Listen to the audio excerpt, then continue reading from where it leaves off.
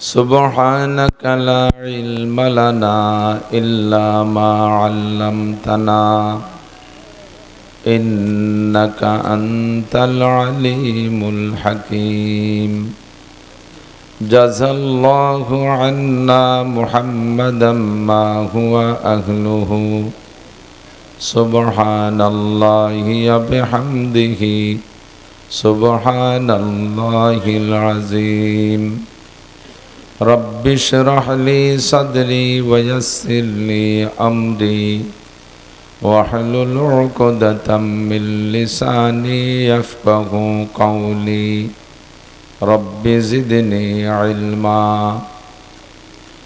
اللهم أرنا الحق حقا وارزقنا اتباعه وأرنا الباطل باطلا وارزقنا اجتنابه সকলে বলি আমিন। অন্তর থেকে মহব্বতের সাথে নবী আলাইহিস সালাতু ওয়াস সালামের শানে আমরা একবার দুরূদ শরীফ পড়ি। আল্লাহুম্মা সাল্লি আলা মুহাম্মাদিন ওয়া আলা আলি মুহাম্মাদ কামা সাল্লাইতা আলা ইব্রাহিম ওয়া আলা আলি ইব্রাহিম ইন্নাকা হামিদুম মাজিদ। আল্লাহুম্মা বারিক আলা মুহাম্মাদিন ওয়া আলা আলি মুহাম্মাদ কামা বারাকতা আলা ইব্রাহিম ওয়া আলা আলি ইব্রাহিম ইন্নাকা হামিদুম মাজিদ।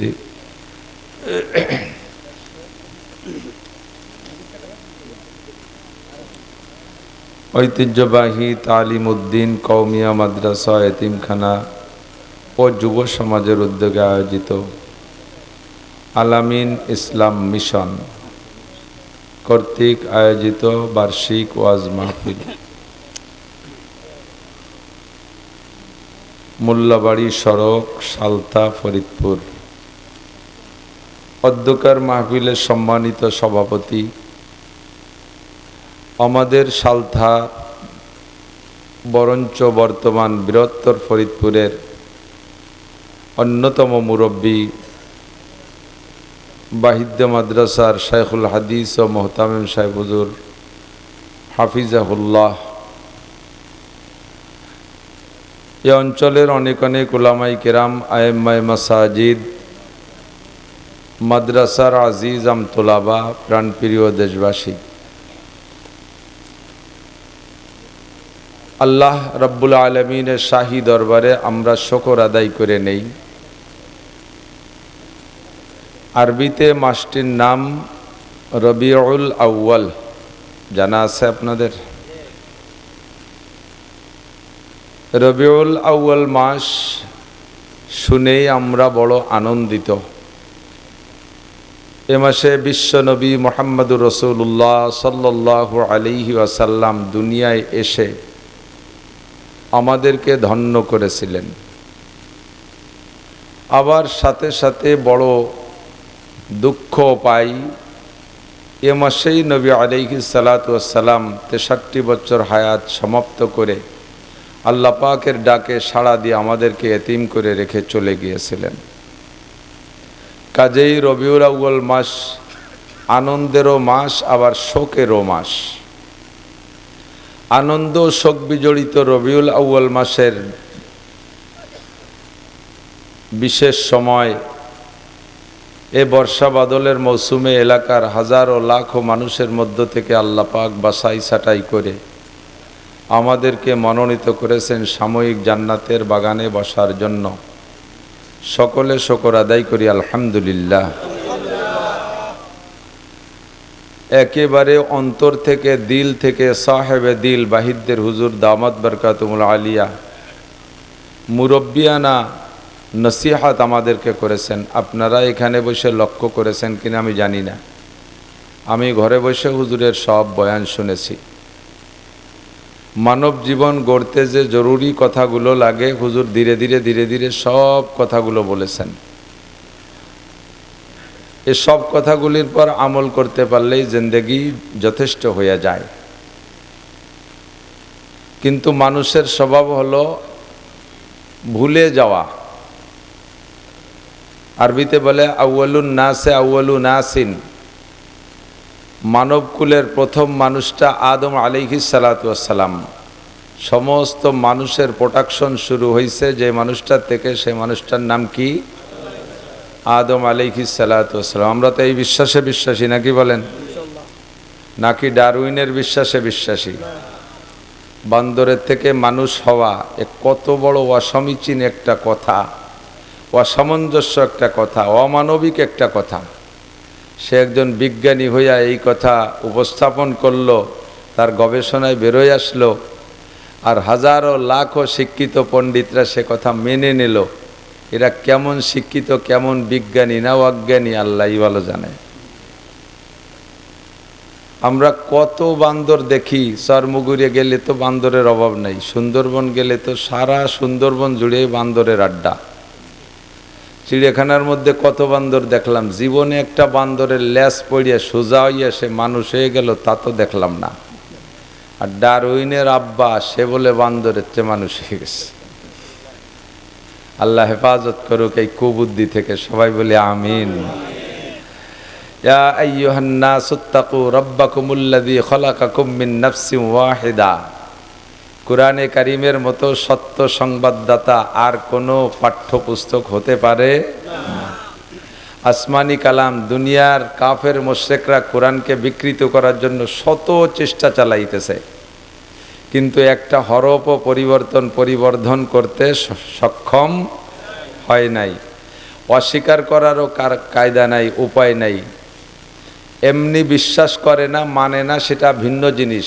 বাকি এর এগেনেস্টে আর একটা কিতাব সমখুটি লিখে দেওয়ার যোগ্যতাওয়ালা কোনো বিজ্ঞানী, কোনো শিক্ষিত পণ্ডিত জগতে নাই, আসে নাই।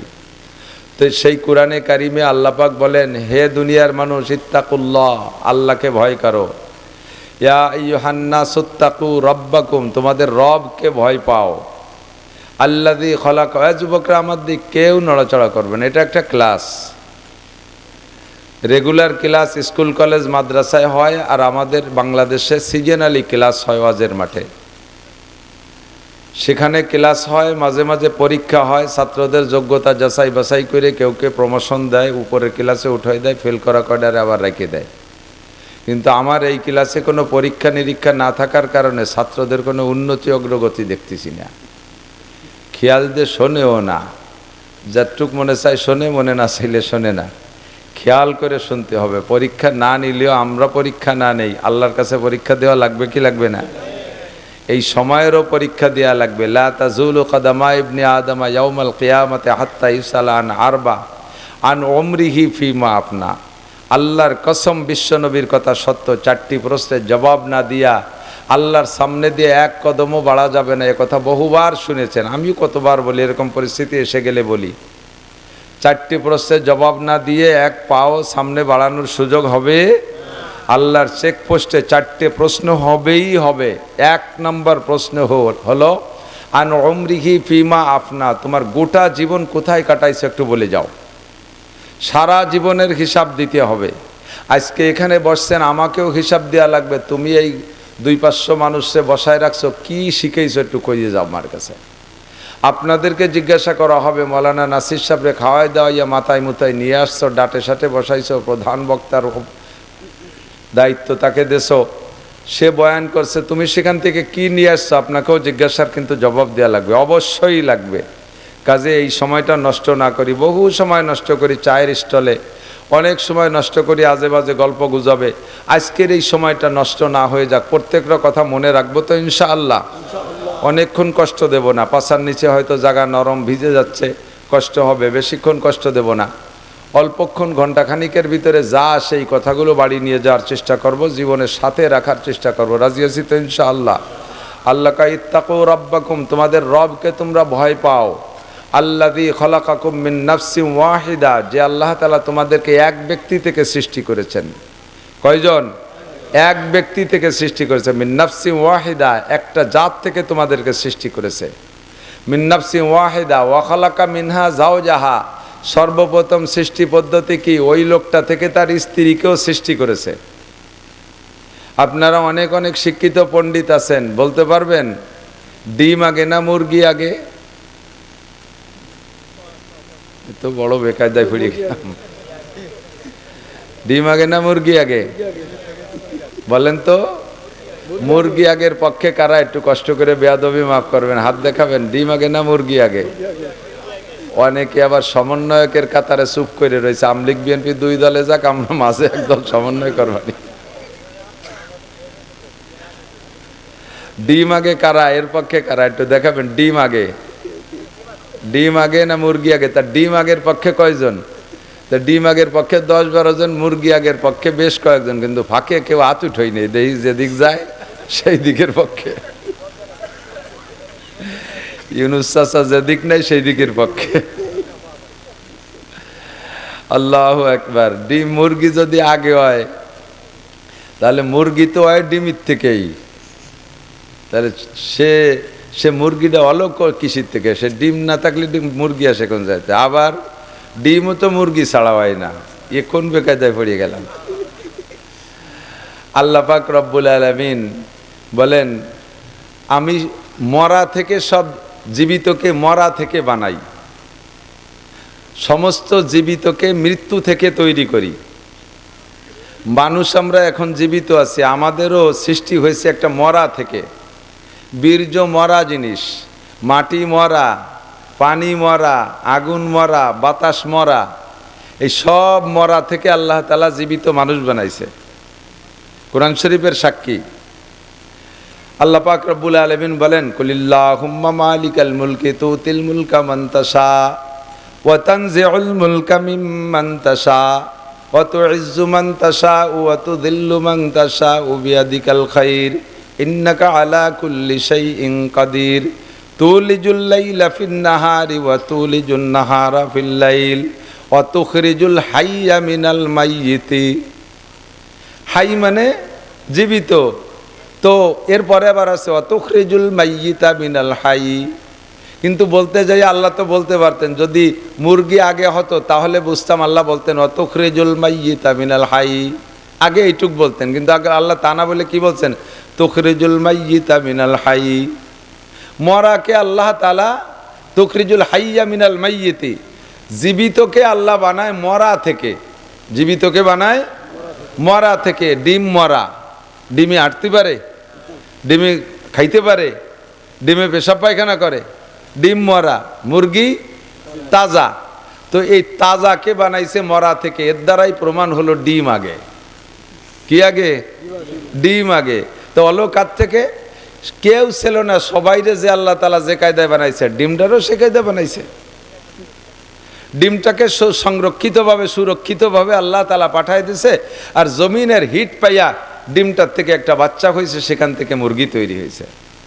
দুনিয়ার সিস্টেম হলো নারী আর পুরুষের মিলনের দ্বারা সন্তান হয়, মানুষ পয়দা হয়, এটাই সিস্টেম না?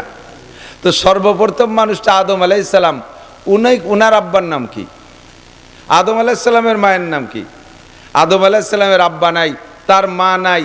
আল্লাহ তাআলা সর্বপ্রথম আদম আলাইহিস সালাতু ওয়াস সালামকে খালাকাল্লাহু বিয়াদাইহি, আদম আলাইহিস সালামকে আল্লাহ তাআলা নিজ হাত দিয়ে তৈরি করেছেন। আল্লাহর হাত দিয়ে বানাইছে।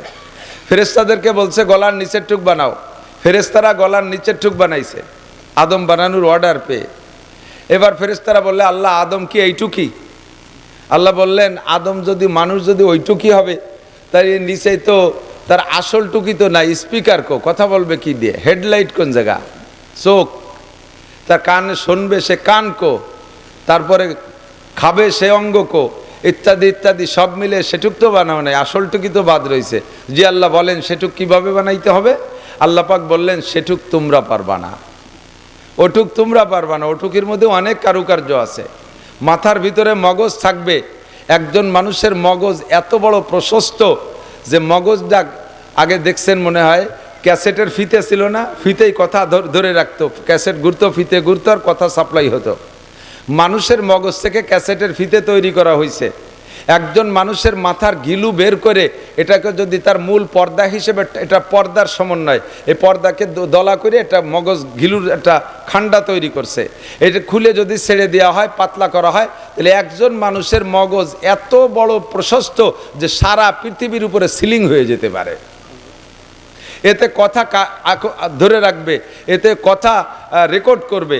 এই মগজটা আমার বানাইতে হবে, এটা তোমরা পারবা না। এই মুখমণ্ডলটা তোমরা পারবা না। একে টাইমে কোটি কোটি মানুষ থাকবে পৃথিবীতে, একজনের চেহারার সাথে আর একজনের চেহারা মেলবে না। এই মডেলিংটা তোমরা পারবা না, এটা আমার হাত দিয়ে তৈরি করতে হবে। এজন্য গলার উপরে টুক আল্লাহ তাআলা নিজ হাত দিয়ে তৈরি করেছিলেন।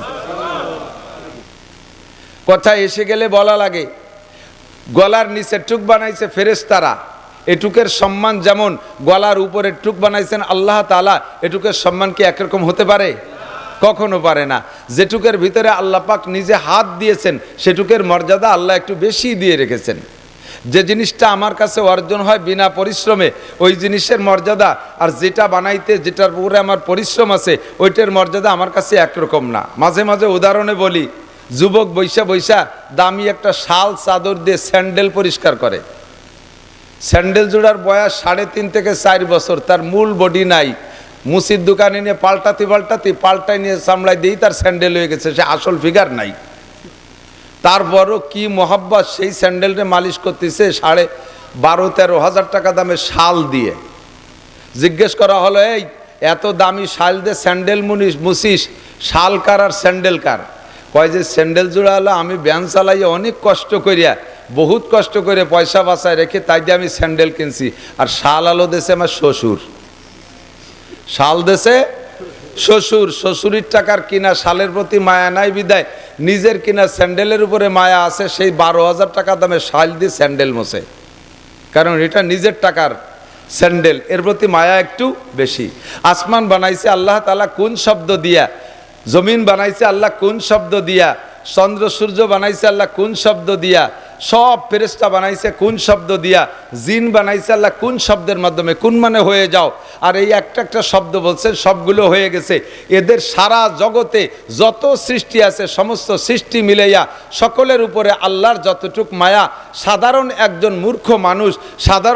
মূর্খ মানুষের মাথার উপরে আল্লাহ তাআলার মায়া তার চাইতে লাখ কোটি গুণ বেশি। কারণ এইটুক বানাইছে আল্লাহ তাআলা নিজ হাত দিয়ে, যার উপরে আল্লাহর হাতের ছোঁয়া আছে তার উপরে আল্লাহর মায়া বেশি। এই জন্য নবী আলাইহিস সালাম বলেন, যদি তোমরা কখনো কোনো মানুষের উপরে রেগে যাও, কাহারও উপরে রেগে যাও, কেউকে মারতে চাও, প্রহার করার দরকার হয়, তাহলে তাকে মারবা গলার নিচে যেটুক ফেরেশতারা বানাইছে ওইটুকরে মারিয়ে শেষি বেলায় দাও। আল্লাহ যেটুক আদ্যে বানাইছে ও জায়গা মার দিও না। এই জন্য মাথায় মারবা না, মুখে মারবা না, কান ধরে টান দিবা না, দাঁত মুখ ভেঙে বেলাই দিবা না, এই জায়গা মারবা না। কিন্তু আমরা সম্পূর্ণ উল্টো করি, পয়লা বক্সিংটা নাক জড়াইয়া নাক বসকায় ফেলি। বাচ্চা কাচ্চারে থাপ্পড় দিতে গেলে মাথায় দেয়, কান জড়াই দেয়, মুখের উপরে গালের উপরে থাপ্পড় মারি। যে জায়গা মারতে নিষেধ করছে সেই জায়গা আগে মারি। লাঠি দিয়ে বাড়ি দিলে, আপনাদের এলাকায় তো বাড়ি বাড়ি হয় না, আন্তর্জাতিক খ্যাতি সম্পূর্ণ সালতানগর কান্দা, এ জায়গার মানুষ হেসাক ধরায় কাজি হারে, মহিলারা ছাই উড়ে। সুবহানাল্লাহ, কি বিল্লাহ, একটু নাউজুবিল্লাহ। তো পয়লা মাইডটা কোন জায়গা দেন আপনারা? মাথা ফেলাই দিতে পারলে আর এদিক ওদিক চাই না, কথা কোন ঠিক না? আল্লাহু আকবার। তো আদম আলাইহিস সালাতু ওয়াস সালামকে আল্লাহ বড় মোহাব্বতের সাথে, মানে উস্তাদ যারা আছেন, মাদ্রাসার শিক্ষক বা স্কুলের শিক্ষক যারা আছেন, তাদেরকে একটা সবক দিয়ে দেই, কথার ভিতর দিয়ে একটু মনে রাখবেন, পরে কথার দিকে যাচ্ছি, কষ্ট হচ্ছে না তো? উস্তাদরা মারতে গেলে কান ধরে টানিয়ে উঠে ছাত্রদেরকে, কানে মারবেন না। কানের সম্পর্ক ভিতরে ব্রেনের দিকে, মাথার কাঁধে পিছনের দিকে থাপ্পড় মারবেন না। বিজ্ঞানীদের কাছে শুনে দেখেন, মানুষের মগজের পাওয়ার থাকে মাথার পিছনের দিকে, ও জায়গা যদি থাপ্পড় দেয় তখন মাথা খারাপ হয়ে যায়। ধীরে ধীরে মাথায় মারতে মারতে ছেলেটা ভালো ব্রেনই ছিল, মাথাটা নষ্ট হয়ে যাবে, ব্রেন খারাপ হয়ে যাবে। আর রাতের বেলায় ঘুম থেকে উঠানোর জন্যে ধরেই কান ধরে হাত ধরে টান দিয়ে উঠবেন না। মাদ্রাসার শিক্ষকরা এ ব্যাপারে চরম অন্যায় করে, ভুল করে জায়গায় জায়গায়। শেষ রাত্রে বাচ্চারা যদি ডাকলে না ওঠে, ধরে কান ধরে টান দিয়ে উঠে ফেলাই দেয়, ওই ছেলেটা হতভম্ব হয়ে যায়। মানুষ যখন ঘুমায় তখন তার ভিতরে রুহু থাকে, রুহু একটা মেশিন আল্লাহ তাআলা তৈরি করে রেখেছেন, রুহু ভিতরে থাকে। রুহু থাকার কারণে মানুষ বিভোরে ঘুমাচ্ছে, ও একেবারে অনায়াসে ঘুমাচ্ছে, দুনিয়ার কোনো খবর নাই, অথচ মেশিনটা চালু রয়েছে, সে জীবিত রয়েছে, ঠিক না?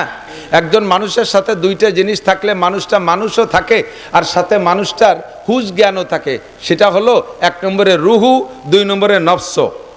রুহু আর নফস, নফসকে আমরা বাংলায় আত্মা বলি। এই রুহুটায় মানুষকে জীবিত রাখে আর আত্মাটায় মানুষকে হুঁশ রাখে। মানুষ যখন ঘুমোয় যায় তখন রুহু ভিতরে থাকার কারণে সে জীবিত থাকে। বাকি ঘুমানোর সাথে সাথে প্রত্যেকটা মানুষের আত্মা নফস ভিতরে থাকে না, ও সফর করে। এই সফর করতে করতে আমেরিকা চলে যায়, জাপান চলে যায়, ও ঘুরে ঘুরে বিশ্বের যেখানে যা দেখে ওখান থেকে রুহের উপরে ফোকাস করে, ওইটাই তার স্বপ্ন। ছেলেটা রয়েছে বিছানে ঘুমাইয়া, স্বপ্নে চলে গেছে আমেরিকা, জো বাইডেনের মাইয়ে বিয়ে করে ও জায়গা ঘর সংসার করে 4-5টা ছেলে মেয়ে হয়ে গেছে, লাইফ দিয়ে উঠে দেখে যে দাফা দাফি হতে হতে খেতা ছিঁড়ে ফেলাইছে।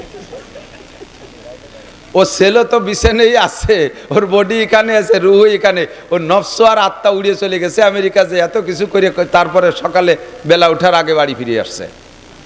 নফস যতক্ষণ পর্যন্ত রুহের সাথে সেট না হয় অতক্ষণ পর্যন্ত মানুষ হুঁশ হয় না, হুঁশ হয় না। দেখবেন ছোট ছোট বাচ্চারা, ছোট বাচ্চা যারা রাতের বেলা আপনারা উঠাইয়া পেশাব করান না, ছোট বাচ্চাদেরকে উঠে বিছানে পেশাব করাবে তো পেশাব করান না, ওরে বাইরে নিয়ে ধরছেন, ওর রুহু আছে, রুহুর কাজ রুহুতে করছে, প্যান্ট খুলে দিয়েছেন, পেশাব করছে, এরপরে এনে শোয়াই দিয়েছেন। সকালবেলা জিজ্ঞেস করবেন যে এই তোরে যে উঠাইয়া ওই জায়গায় পেশাব করাছি, তোর কি মনে আছে? কয় আমি কোনো সময় উঠি নেই। ও জানেই না, ওরা আত্মা এসে রুহের সাথে সেট হয়ে পারে নাই বিদায় রুহুর কাজ রুহুতে করছে, কিন্তু সে তা টের পায় নাই। এ কথা থেকে আমি বলতে চাই, বাচ্চারা যখন ঘুমায় তখন তাদেরকে ঘুম থেকে উঠানোর জন্য আচানক হাত ধরে টান দিয়ে উঠবেন না, ঠ্যাং ধরে টান দিয়ে উঠবেন না, কান ধরে টান দিয়ে উঠবেন না, চুল ধরে টান দিয়ে উঠবেন না। ওর আত্মা এসে ওর রুহের সাথে সেট হয়ে পারে না, তখন দেখবেন এরকম এরকম করে ঢালুমালু করে হতভম্ব হয়ে যায়, ও দিককানা হয়ে যায়, দিঘারা হয়ে যায়। দেখছেন না এরকম? দেখছেন না? মাদ্রাসার শিক্ষক গভীর রাত্রে ছেলেদেরকে উঠায়, ডেস্কের উপরে লাঠি দিয়ে ঠাস ঠাস করে বাড়ি মারে, ঠাস ঠাস করে বাড়ি মারে। রুহুতে এই বাড়িটা শুনে লাফ দিয়ে উঠে গেছে, নফস আইসে আত্মা আইসে ওর সাথে সেট হয়ে পারে না। ওই অবস্থায় ছেলেটা যাইয়া অনেক সময় পেশাবখানায় যে পেশাব করতে যে সে জায়গা ঘুমায়ও তাকায়, ও জায়গা ঘুমাই রয়েছে, ওরা আত্মা এসে সেট হয় নাই। এভাবে বারবার করতে করতে ওর ব্রেন খারাপ হয়ে যায়। তারপরে না আমি মাদ্রাসায় পড়বো না, আমি বলবো না, আমার মাথায় ধরে না, পারি না, শেষ রাত্রি উঠে আমার ঘুম পড়ে না, ইত্যাদি ইত্যাদি করে ছেলেটা নষ্ট হয়ে যায়। এ ছেলেদেরকে উঠানোর পদ্ধতি সিদ্দিকা আয়েশা রাদিয়াল্লাহু তাআলা আনহার হাদিস থেকে নিয়ে আসছি। সিদ্দিকা আয়েশা বলেন, নবী আলাইহিস সালাতু ওয়াস সালাম আর আমি যখন রাত্রে এক রুমে ঘুমাইতাম, ছোট্ট রুম, আমরা একজনে উঠে, দুইজন যদি উঠে একজনে নামাজে দাঁড়াইতো রুমের ভিতরে, তাহলে আর একজনের গায়ে পা লাগতো, সিজদার ধাক্কা লাগতো, এত চাপা রুমের মধ্যে আমি আর হুজুর ঘুমাইতাম। হুজুরের সব স্ত্রীদের রুম এরকম ছিল। তো হুজুর গভীর রাত্রে উঠতেন, উঠা শেষ রাত্রে উঠে হুজুর অজু করতে যাওয়ার আগে আমাকে ডাকতেন। আয়েশাকে হুজুর অত্যন্ত ভালোবাসতেন, ভালোবাসার টানে আয়েশাকে পুরো আয়েশা না বলে আইস করে ডাকতেন। আইস মানে আরাম, মোহাব্বতের টানে হুজুর আইস করে ডাকতেন, ইয়া আইস করে ডাকতেন। আমি কানে শব্দ শুনতাম কিন্তু আমি সজাগ হতাম না, ছোট মানুষ ছিলাম, উড়ামুড়া। হুজুর বলছে না, খেয়াল করছেন নাকি জানি না, আয়েশা এত ছোটবেলায় হুজুরের ঘরে স্ত্রী হিসেবে গেছেন যে অল্প বয়সের কারণে আয়েশা রুটি বানাবে বিদায় আটা সেনতে সেনতে আটার মধ্যে হাত দিয়ে ওই অবস্থায় কাইতে ঘুমাই গেছে। সে আটা দিয়ে রুটিও বানাই নেই, সেনা টেনা শেষ, ওই অবস্থায় কাইতে ঘুমাই গেছে। আরো মজার বিষয় যে আটা হাতের মধ্যে রয়েছে, উনি ঘুমাই রয়েছে, ছাগলে আটাটুক খাইয়ে গেছে, তাও টের বাইরে। ছোটদের ঘুমের যে অবস্থা।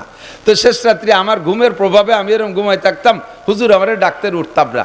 বিশ্ব নবী রহমতে আলম, গোটা মানব জাতির উস্তাদ, সর্বক্ষেত্রের উস্তাদ, আমাকে হুজুর রাত্রে শেষ রাত্রে উঠাইতেন কিভাবে? অজু বানাইয়া আইসা আবারও ডাকতেন, তাও উঠতাম না। একটু হাতে যে পানি থাকতো অজুর পানি, আমার চোখের উপরে মুখের উপরে চটকা মারতেন। হালকা হালকা ঠান্ডা পানির প্রভাবে আমি অনেকদিন উঠে যেতাম। আবার কোনো দিন যদি এভাবে আমি না উঠতাম, তাহলে হুজুর আঙ্গুলে পানি নিয়ে আমার দুই চোখের কেনিতে 2 ফোঁটা পানি ছেড়ে দিতেন। হালকা হালকা করে মৃদু মৃদু করে আমার মাথা মালিশ করতেন, আর ধীরে ধীরে ডাকতেন, ইয়া আইস কুমি বিইذনিল্লাহ, ও আয়েশা তুমি ওঠো, তুমি ওঠো, ওযু বানাও, নামাজ পড়ো, তাহাজ্জুদ পড়ো। আল্লাহ পাক রব্বুল আলামিন ডাকতেছেন, আলা মুস্তাগফিরিন ফাগফির আলা, আলা মুস্তারজিকিন ফাআরজুকা, আলা মুস্তাশফিন ফাওয়াফিয়া। কে আসো অভাবী আমার কাছে চাও, কে আসো গুনাহগার ক্ষমা চাও, কে আসো রুগী আমার কাছে শিফা চাও। ডাক্তাররা ঔষধ ছাড়া চিকিৎসা করতে পারে না, অপারেশন ছাড়া চিকিৎসা করতে পারে না। আমি শুধু কোন শব্দ বলবো তোমার অভাব চলে যাবে, আমি কোন শব্দ বলবো তুমি সুস্থ হয়ে যাবা, আমি তোমাকে রিজিকের ফয়সালা করব। ও আয়েশা, আল্লাহ ডাকতেছে, তুমি একটু ওঠো। এভাবে নবী আমাকে মিষ্টিভাবে ডেকে ডেকে উঠাইতেন। তো নবী আলাইহিস সালাতু ওয়াস সালাম হলো লাকাদ কানা লাকুম ফি রাসূলিল্লাহি উসওয়াতুন হাসানা। গোটা মানব জাতির মধ্যে বিশ্বনবী মুহাম্মদুর রাসূলুল্লাহ সাল্লাল্লাহু আলাইহি সাল্লামের মধ্যে, হুজুর আলাইহিস সালামের মধ্যে রয়েছে মানব জাতির উত্তম আদর্শ। ঘুম থেকে কিভাবে উঠাতে হবে মানুষকে, সে শিক্ষা আমার নবী দিয়েছেন। ঠিক ঠিক না? আমরা বাচ্চাদেরকে এভাবে ঘুম থেকে উঠাবো, উস্তাদরা এভাবে ঘুম থেকে উঠাবো। সরে চলে আসছি বেশ খানিক দূর। যে কথা বলতে চাইছি, সমস্ত মানুষের মধ্যে সর্বপ্রথম মানুষটা কে? আদম আলাইহিস সালাম। একটু বলেন কে? গভীর বিশ্বাস রাখেন, আমাদের আদি পিতার নাম কি? আদম আলাইহিস সালাম। উনার আব্বা মানাই, উনাকে আল্লাহ তাআলা নিজ হাতে বড় মহব্বতের সাথে বানাইছে, গলার উপরটুক মহব্বতের সাথে বানাইছে, যার কারণে গলার উপরের টুকের সাথে যে কেমন আচরণ করতে হবে তার দুইটা কথা আমি বললাম। এবার উনি ঘুমিয়ে আছেন জান্নাতের ভিতরে, জান্নাতের মধ্যে ঘুমিয়ে রয়েছে। ঘুমানোর আগে তো একা একা, কিছুক্ষণ একা একা, একা একা জীবিত মানুষটা ঘুরতেছে। ফেরেশতারা ফেরেশতাদের কায়দায়, হুররা হুরদের কায়দায়, তারপরে গেলমানরা গেলমানদের কায়দায়, প্রত্যেকে যার যার কায়দায় সেই ঘোরাফেরা করতেছে। উনার সাথে তেমন কেউ কোনো সম্পর্ক করে না, মানুষের সাথেই না মানুষের সম্পর্ক। কথা বলেন ঠিক না? মানুষ ছাড়া অন্য প্রাণীর সাথে আপনার যত ভালোবাসা হোক, তার সাথে কি কোনো সামাজিকতা চলে? কিছুই চলে না। একা একা ভালো লাগতেছে না, এই ভালো না লাগার ভিতর দিয়ে উনি ঘুমাই গেছে। দুপুরবেলা ঘুমাই গেছে, ঘুমের পরে আসরের আগে ঘুম থেকে উঠছে, টাইম হিসেবে, জান্নাতের টাইম হিসেবে আসরের আগে ঘুমের থেকে উঠে দেখে বাম পাশে একটা মানুষ বসা, বাম পাশে একটা মানুষ বসা। মানুষটাকে আল্লাহ তাআলা এমন রূপসী বানাইছে, মানুষটা মহিলা, এই মহিলাটাকে আল্লাহ এমন রূপসী বানাইছে, আদম আলাইহিস সালাম উঠেই দেখে ফার্স্ট নজরে তার প্রতি মহব্বত তৈরি হয়ে গেছে, তার দিকে নজর চলে গেছে। বিশেষ বিশেষ কিছু অঙ্গের দিকে খাস নজর চলে যাচ্ছে, সেদিকে আকৃষ্ট হয়ে যাচ্ছে। আর মনের থেকেই কেমন যেন টান আসছে যে তার সাথে একটু সাক্ষাৎ করি, তার গায়ে একটু হাত দেই, তার হাতটা একটু ধরি, এমন একটা আকর্ষণ তৈরি হয়ে উনি সেদিকে অগ্রসর হচ্ছেন। আল্লাহ পাক রব্বুল আলামিন জিবরিল আলাইহিস সালামকে পাঠায় দিয়েছে, জিবরাইল তুমি যে আদমকে বলো ওইটা তোমার ব্যবহার সামগ্রী, ওইটা তোমার বড় মহব্বতের, ওইটা তোমার চিরসঙ্গিনী, তবে তার সাথে তোমার শারীরিক দৈহিক সম্পর্ক করতে হলে তার একটা হক আছে, এই হকটা আদায় করতে হবে। বলেন জিবরিল আলাইহিস সালামকে পাঠাইছে, জিবরাইল যে আদম আলাইহিস সালামকে বলছেন এইটা তোমার ব্যবহারের জন্যই আল্লাহ তাআলা সৃষ্টি করেছে, তবে তার হক আছে, ওই হকটা আদায় না করা পর্যন্ত তার গায়ে হাত দেবা না। তার কি হক? তার ইজ্জতের একটা হক আছে, তার শরীরের একটা হক আছে, সেই হকটা আদায় করবা। হক কি?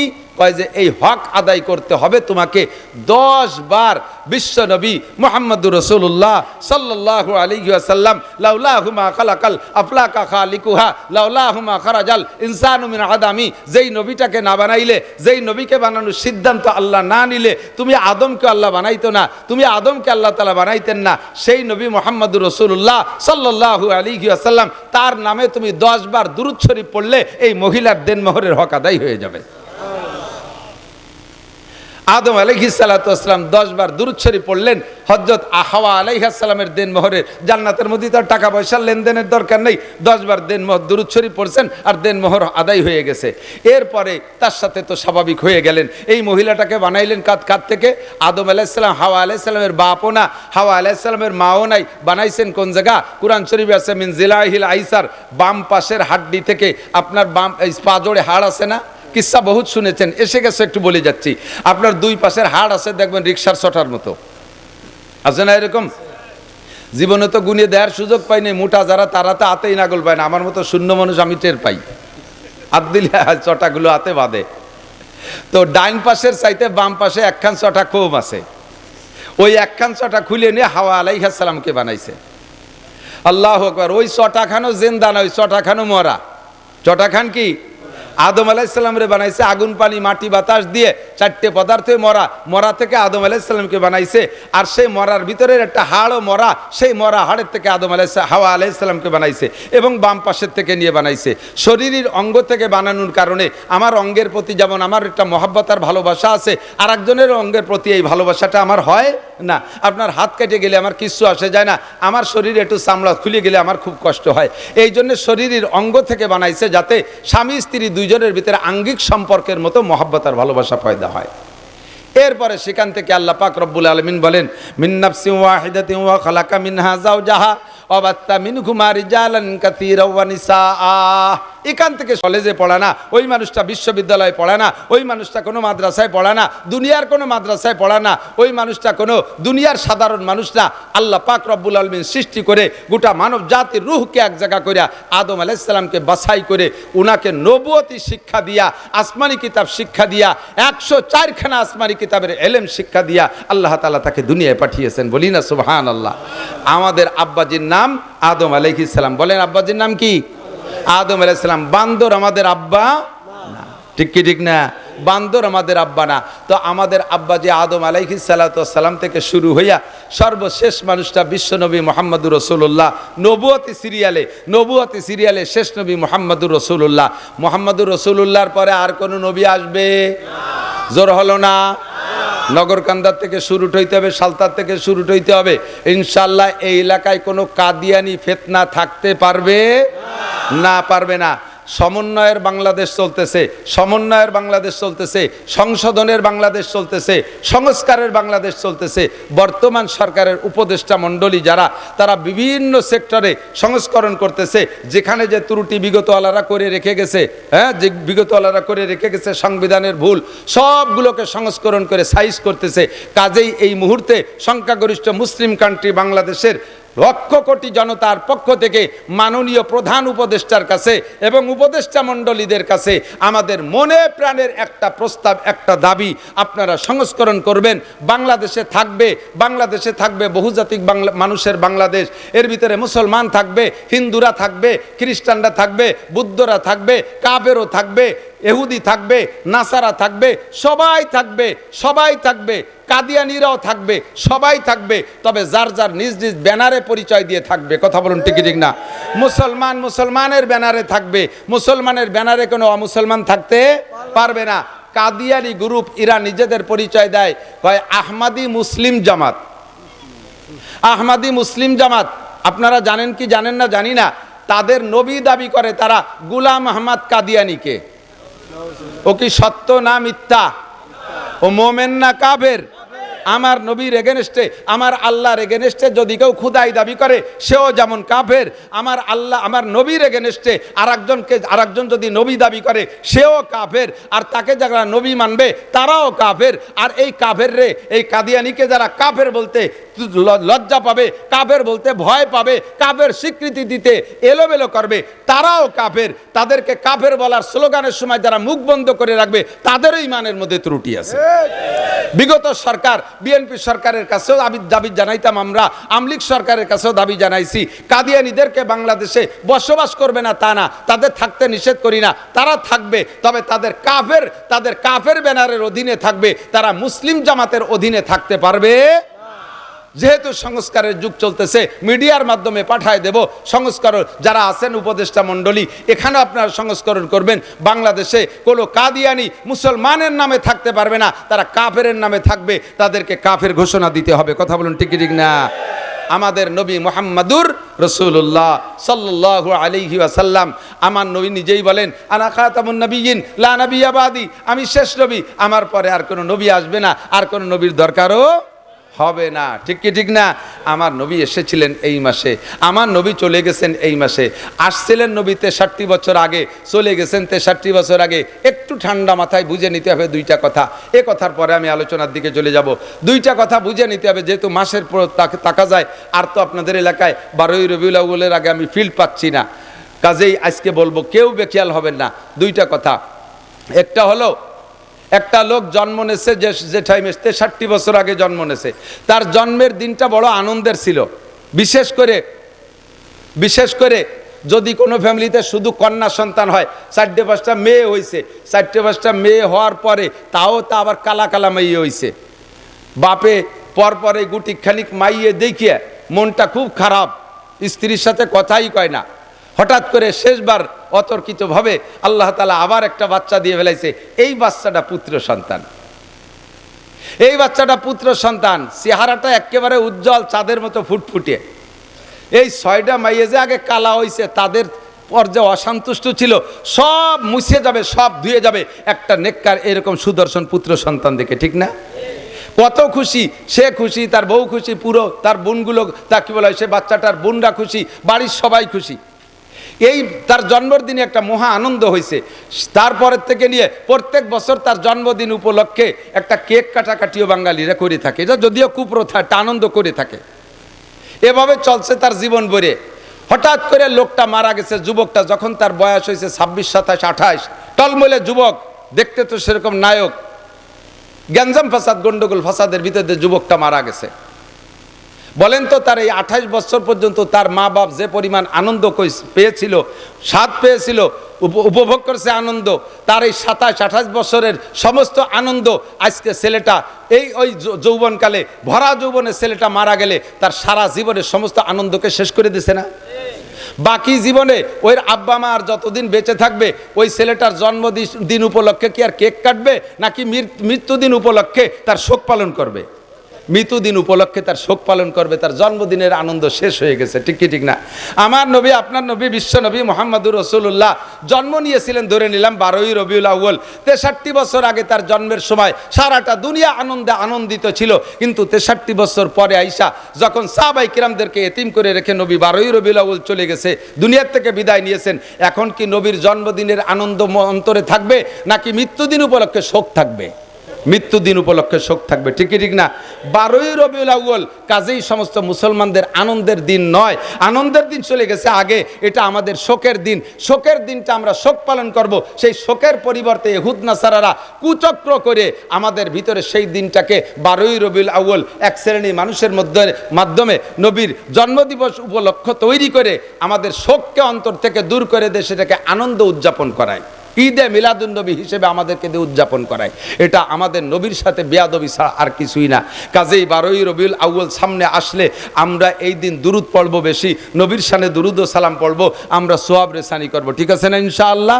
ও দিনটা আমাদের আনন্দের দিন না, যুবকরা, ও দিনটা আমাদের শোকের দিন। তোমরা যারা যুব সমাজ আছো, যুব সমাজ বিভিন্ন প্রোগ্রাম করবা, এই দিনটা তোমরা নবী আলাইহিস সালাতু ওয়াস সালামের শানে শোক দিবস পালন করবা, এই দিনটা তোমরা ইবাদত বন্দেগীর মধ্যে কাটানোর চেষ্টা করবা। এলাকার জনগণকে নিয়ে আমার নবী মুহাম্মদুর রাসূলুল্লাহ এ মাসে চলে গিয়ে আমাদেরকে শোকাক্রান্ত করেছেন। সেই মাসে আমরা একটা ধর্মীয় আলোচনা নিয়ে বসছি। এখন বাংলাদেশে যে অবস্থা, প্রেক্ষাপটটা সকলেই জানতেছেন, আমরা এক ধরনের আনন্দ উপলব্ধি করতেছি। সেটা হলো বিশেষ করে উলামায়ে কিরামের দিক তাকান, আমরা দীর্ঘদিন পর্যন্ত শুধু এক সরকারকে আমি দোষ দেই না, কোনোদিন আমি একতরফা দোষ দেই না। সর্বকালে বিএনপির আমলও দেখেছি, এরশাদ সাহেবের আমলও দেখেছি, আওয়ামী লীগের আমলও দেখেছি। যে সরকার যখন তাকে উলামায়ে কিরাম বক্তারা মাঠে আইসে, সেই সরকারের একটু তেল মেরিয়ে কথা বলা লাগে, সেই সরকারের তেল মেরিয়ে কথা বলা লাগে, সেই সরকারের আনুগত্য নিয়ে কথা বলা লাগে, তাদের পরামর্শ নিয়ে কথা বলা লাগে। আল্লাহর রহমতে বর্তমানে এই সময়টা আমাদের চলতেছে উন্মুক্ত পরিবেশ। আমরা কোরআন সুন্নাহকে সামনে নিয়ে মানুষের দোষ ত্রুটি কি আছে এগুলো আমরা আলোচনা সমালোচনা করার অধিকার রাখি, আমাদের বাধা দেওয়ার আর কেউ নাই। কথা বলেন ঠিক কি ঠিক না? উন্মুক্ত পরিবেশে আমি আপনাদের কাছে জানতে চাই, এই পরিবেশটা আমরা কেন তৈরি করছি? যুবকদের চেষ্টায় ছাত্রদের আন্দোলনে আমরা সকলে সহযোগিতা কইরা একটা পরিবেশ তৈরি করেছি। এই পরিবেশটার উদ্দেশ্যই হলো, আমরা বাংলাদেশে বড় অশান্তির মধ্যে ছিলাম, এখন আমরা শান্তিকামী বাঙালি, শান্তিকামী জাতি, আমরা কিভাবে শান্তি পেতে পারি এই শান্তির স্লোগান তুলেছি। কথা বলুন ঠিক ঠিক না?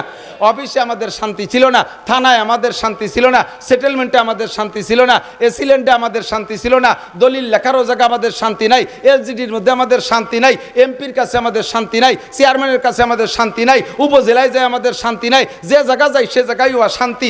অথচ তারা আমাদের সাথে, তারা আমাদেরকে মাঠে নামাইছে বিশাল শান্তির স্লোগান দিয়ে।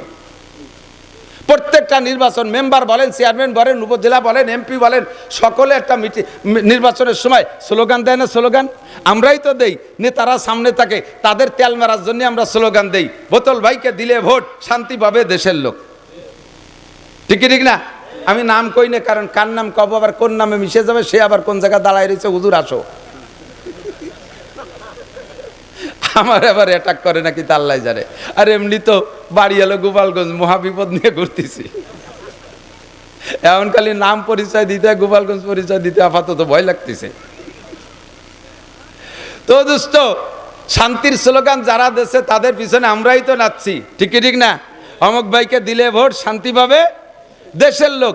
এইভাবে কয়েকটা নির্বাচন চলে গেছে, তাদেরকে আমরা শান্তির লোভে তাদের পিছনে ঘুরে ঘুরে স্লোগান দিছি।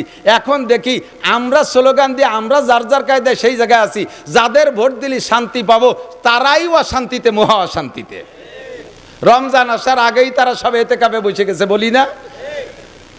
সেই সমস্ত বাঘা বাঘা নেতাকে যদি বলতো ইমাম সাহেব, মসজিদের ইমাম সাহেব, রমজান মাসে স্যার এবার তো রমজানে এতেকাফ করার লোক পাচ্ছি না, আপনি মন্ত্রী মহোদয় একটু এতেকাফে বসেন 10 দিন, আপনি উপজেলা চেয়ারম্যান একটু 10 দিনের জন্য এতেকাফে বসেন, আপনি ইউনিয়ন চেয়ারম্যান যদি 10 দিনের জন্য একটু এতেকাফে বসেন, এতেকাফের কেউরে পাচ্ছি না, এটা সুন্নতে মুআক্কাদা কিফায়া, যদি ছুটে যায় তাহলে তো সবাই গুনাহগার হব।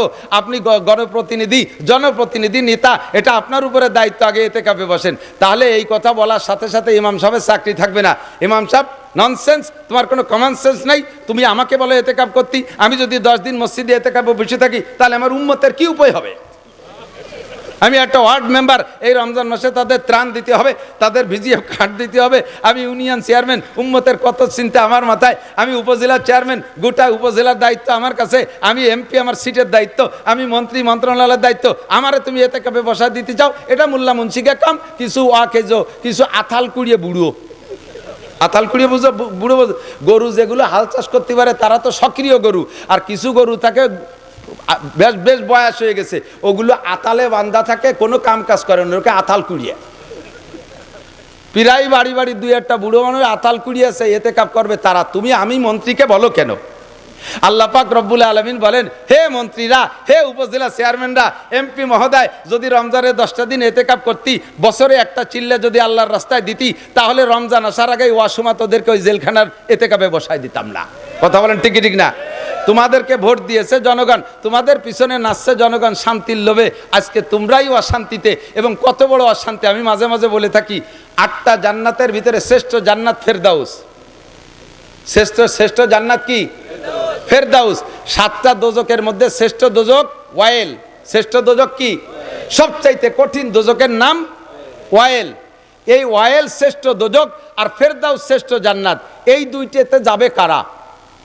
এই ওয়াইল দোজক আর ফেরদাউস জান্নাতের বাসিন্দা কারা হবে? কয় শ্রেষ্ঠ নবী মুহাম্মদুর রাসূলুল্লাহ সাল্লাল্লাহু আলাইহি সাল্লামের উম্মত জান্নাতুল ফেরদাউসে যাবে, অন্য কোন নবীর উম্মত ফেরদাউস জান্নাতে যাবে না। আর উম্মতে মুহাম্মাদি ওয়াইল দোজকে যাবে, অন্য কোন নবীর উম্মত ওয়াইল দোজকে যাবে না। কারণ যারা শান্তিরও সবচাইতে শ্রেষ্ঠ শান্তির দাবিদার অধিকারী হবে, যাদের নামে বরাদ্দ আছে শ্রেষ্ঠ জান্নাত, শ্রেষ্ঠ শান্তি, সেই জাতি যাবে শ্রেষ্ঠ জাহান্নামে। সাধারণ কয়েদি যারা আছেন আপনারা এলাকায়, একটু কিলে মারামারি ঘুষোঘুষি করে টেরে একটু কেসে পড়ে জেলখানা যান। আপনাকে জেলখানা হলো বাড়ির দ্বারে ফরিদপুর। আপনারা সুখ শান্তি এই সমস্ত সালতা নগরকান্দার বাজার দিয়ে, আর আপনাদের জেলখানা ফরিদপুরের জেলখানা। আর যারা সোনারগাঁও হোটেল আর সিরাটন আর বিদেশে বড় বড় দামি দামি হোটেলে আরাম করে আসে, বিদেশি হুর গেলমান নিয়ে, আল্লাহ তাদের জন্য জাহান্নাম জেলখানা রাখছে, সেই রকম সবচাইতে কঠিন সেলের ভিতরে তাদেরকে রাখা হয়। কথা বলেন ঠিক ঠিক না? শান্তি সব শেষ হয়ে গেছে তাদের। এই জন্য আমরা আর মানুষের পিছনে শান্তির স্লোগান দিতে রাজি না। মুখ দিয়ে বলেন, শান্তির স্লোগান মানুষের পিছনে দিতে রাজি। যাদের পিছনে শান্তির স্লোগান দিছি তারা নিজেরাই অশান্তিতে, এবং গোটা বাংলাদেশকে অশান্তির আগুনের ভিতরে ফেলাই দিয়ে গেছে। ঠিক কি ঠিক না? যে দল বলেন না কেন, এ দল ও দল সে দল, এ পিঠ ও পিঠ সব পিঠ, কোন চাষিবা কোন সালুন খার জম। আমাকে ওই দেশে ওই পাশের বাংলায় কয়, কোন চাষিবা জম কোন সালুন খার জম। সব চাষিরে চিনি, সালুন খার জম সব চাষি। কাজেই আর আমরা অশান্তির দিকে পা বাড়বো না। আমার আল্লাহ যেখানে শান্তির কথা বলেছে, শান্তি সেখানেই আছে। ঠিক কি ঠিক না? শান্তির পরিচয় কার হাতে? শান্তি দিতে পারে কে? আল্লাহ পাক শান্তি দিতে পারে। মানুষের শান্তি দিতে পারে কোটি কোটি টাকার মালিক। দেখেন কত বড় বেইজ্জতি, অপমানি। দাড়ি কটা বুড়ো কালে চাইছিয়া, সাধারণ একটা 150 টাকা দামের লুঙ্গি ভরিয়া একখান বাড়াইতে নৌকোয় কোনাকুনি কোন জায়গা যেন যাচ্ছিল। এর চেয়ে বড় আর বেইজ্জতি অশান্তি হতে পারে বলেন?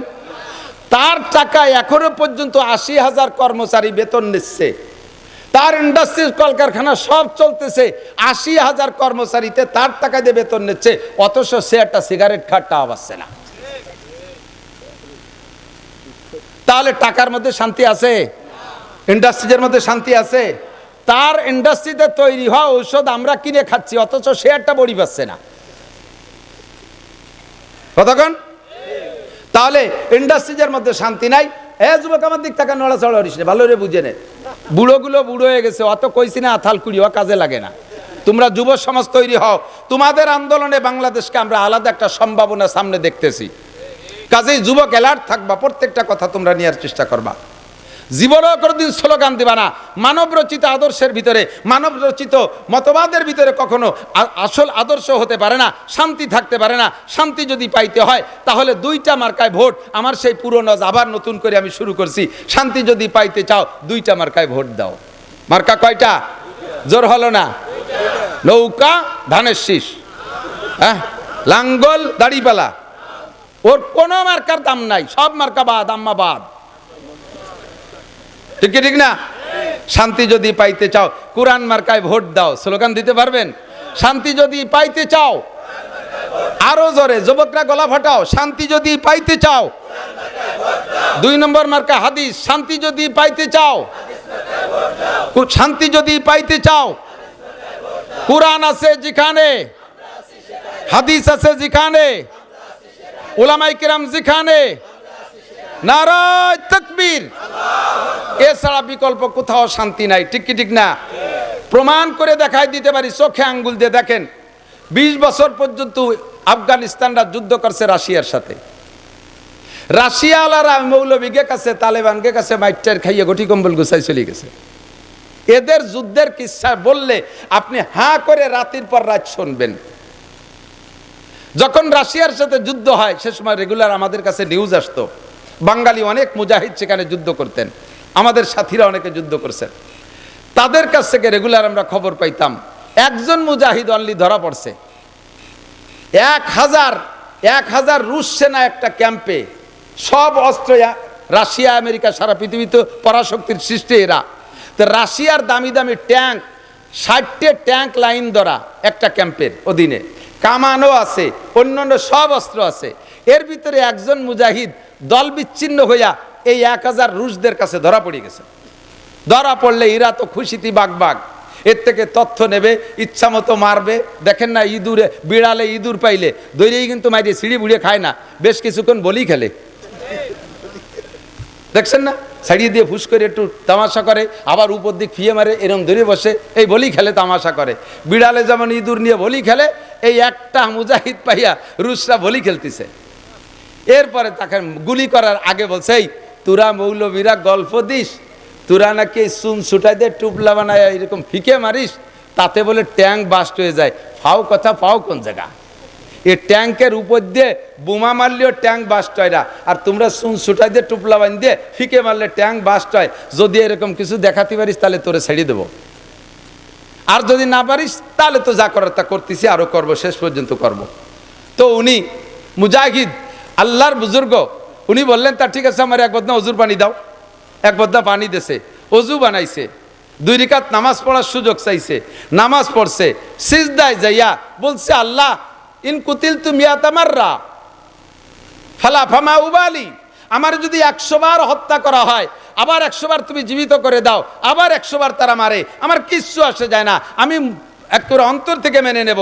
ও রব্বুল আলামিন, তোমার কোরআনকে, তোমার ইসলামকে এই কাফের মুশরিকদের সামনে আজকে একটু বলন্দ করে দেখায় দিবা, তোমার কুদরত একটু দেখায় দিবা। আমারও যতবার মানুষ, আমার কোনো দুঃখ নাই, আমার কোনো আক্ষেপ নাই, তোমার কুদরত একবার একটু দেখায় দাও। আল্লাহ পাক রব্বুল আলামিনের কাছে সিজদায় পড়ে কান্নাকাটি কইরা এরপরে উঠিয়া এক মুঠ বালু নেছে, 1 মুঠ বালু নিয়ে বিশ্বনবী মুহাম্মদুর রাসূলুল্লাহ সাল্লাল্লাহু আলাইহি সাল্লাম হিজরতের রাত্রে নিশ্ছিদ্র পাহারা কাফেররা একজনের হাতের সাথে একজনের হাত ধরে ধরে দাঁড়িয়ে আছে। এই নিশ্ছিদ্র বেড়াজালের ভিতর থেকে নবী বেরোয় যাওয়ার সময় যে আয়াতটা পড়েছিলেন ফাগশাইনাহুম ফাহুম লা ইউবসিরুন ওমা রমাইতা ইজ রমাইতা ওয়ালাকিন্নাল্লাহ রমা, এই আয়াত পড়ে হুজুর এক মুঠ বালুতে ফুক মেরে এরকম ফিকে মারছে, যত কাফের বাড়ির পাশে দাঁড়ানো ছিল সমস্ত কাফের দুই চোখের ভিতরে দুটো করে বালু ঢুকে গেছে। ওরা যার যার হাত ছাড়িয়ে দিয়ে এই বালু নিয়ে চোখ ডলাডলি করতেছে, তার ভাগ্যে নবী বেরোয় চলে আসছে। কন্যা সুবহানাল্লাহ। এই আয়াত ওই মুজাহিদ পইড়া বালুর মধ্যে ফু দিয়ে 60টে ট্যাঙ্ক যে লাইনে দাঁড় করা ছিল ওই দিক ফিকে মারছে, প্রত্যেকটা ট্যাঙ্ক যেন নিচে দিয়ে বোমা মারলে যেমন উড়ে যায় ওইভাবে টাস টাস করে বাস্ট হয়ে সমস্ত ট্যাঙ্কগুলো উড়ে চলে গেছে। মারছে কে? আল্লাহ কয় মা রমাইতা ইজ রমাইতা ওয়ালাকিন্নাল্লাহ রমা। আরে আমার বান্দা পাগল, মারছিস তোর হাত দিয়ে, তোর হাতে কোনো ক্ষমতা নাই। তোর হাতের মধ্যে আমি আল্লাহ তাআলা আমার আসমানি বুলডোজার ক্ষমতা আমি ঢুকাই দিয়েছি, আমার আসমানি অ্যাটমিক শক্তি ঢুকাই দিয়েছি। আমি আমার অ্যাটমিক শক্তি দিয়ে তোর এই ট্যাঙ্কগুলোকে উড়িয়ে দিয়েছি। সঙ্গে সঙ্গে 60টে ট্যাঙ্ক উড়িয়ে চলে গেছে। পিছনের দিক ফিরে দেখে এই রুশ সেনায় 1000, ওরা তো বেশিরভাগই ল্যাংটা বা আদা ল্যাংটা থাকে, ও প্যান্ট পরারও সময় পায়নি, ওর সাথে আর কথাবার্তা না বলে পিছন দিয়ে দৌড়ে সারিয়ে ওরে আল্লাহ এক মুঠ মারছে, 60টে ট্যাঙ্ক উড়িয়ে গেছে। ফিরে মুঠ যদি আমাদের মারিয়ে দেয় তাহলে আমরাও সাথে সাথে শেষ হয়ে যাব। ক্যাম্প ফেলাই তুই সারিয়ে পকেটে ছিল আফগানি পতাকা, ওদের রাইফেলের মাথায় সেই পতাকা উড়াই দিয়ে সেইটুকে সে জয় করে নিয়েছে, দখল করে তার হাতে সেটুক স্বাধীন হয়ে গেছে। বললেন না সুবহানাল্লাহ। 20 বছর এমন করে বহু ঘটনা আমার জানা আছে। এই ঘটনা ঘটাইয়া রাশিয়ানদেরকে তাড় করে দিয়েছে। এরপরে 39 দেশ মিলে ন্যাটো বাহিনী 40টা, তার ভিতরে পশ্চিমা সব, আমাদের মুসলিমদের ভিতরে তুরস্ক আছে নেটোর ভিতরে। এই মধ্যপ্রাচ্যের ভিতরে শক্তিশালী নিজ হাতে অস্ত্র তৈরি করতে পারে যারা, তার ভিতরে অন্যতম হলো তুরস্ক।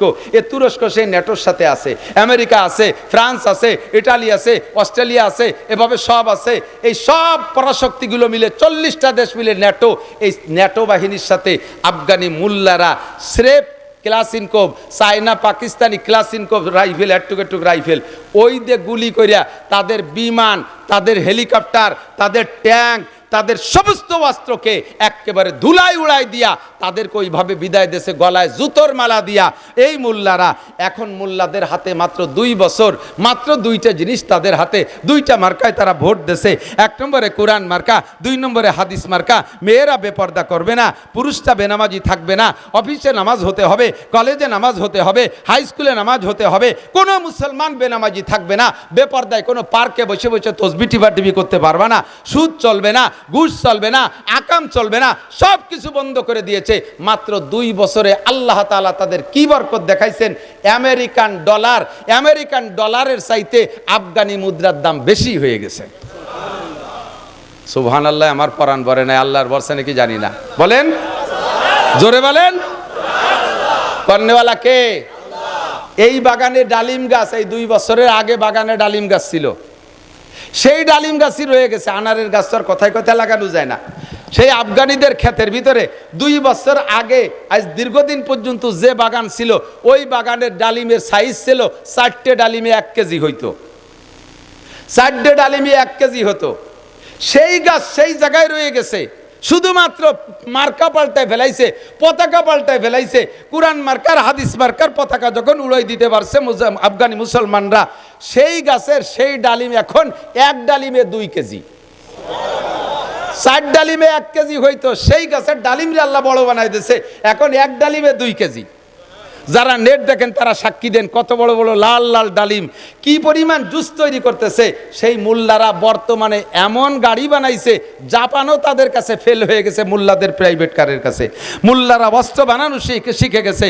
আল্লাহ তাআলা তাদেরকে এমন বরকত দিয়েছেন, যেই বরকত সারাটা দুনিয়ার মানুষ দেখতেছে।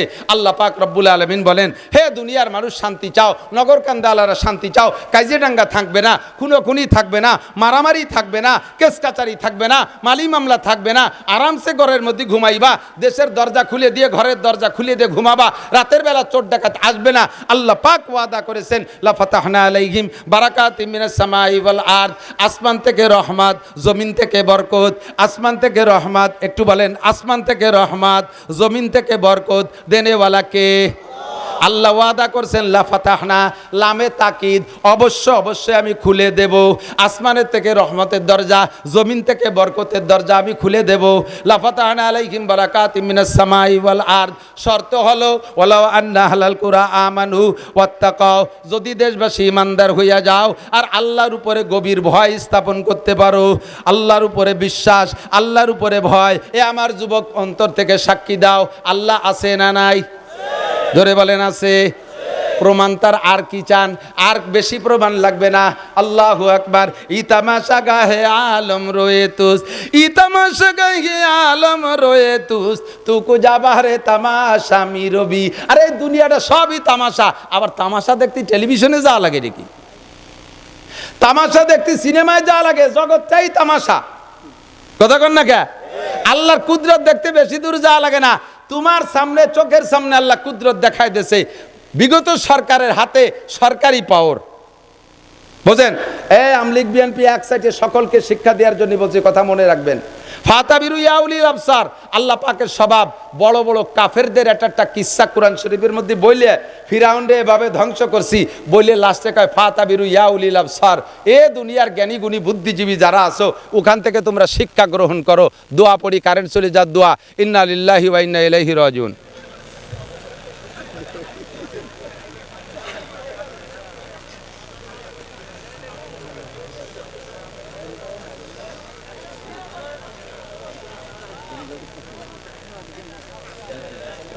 জেনেতার আছে?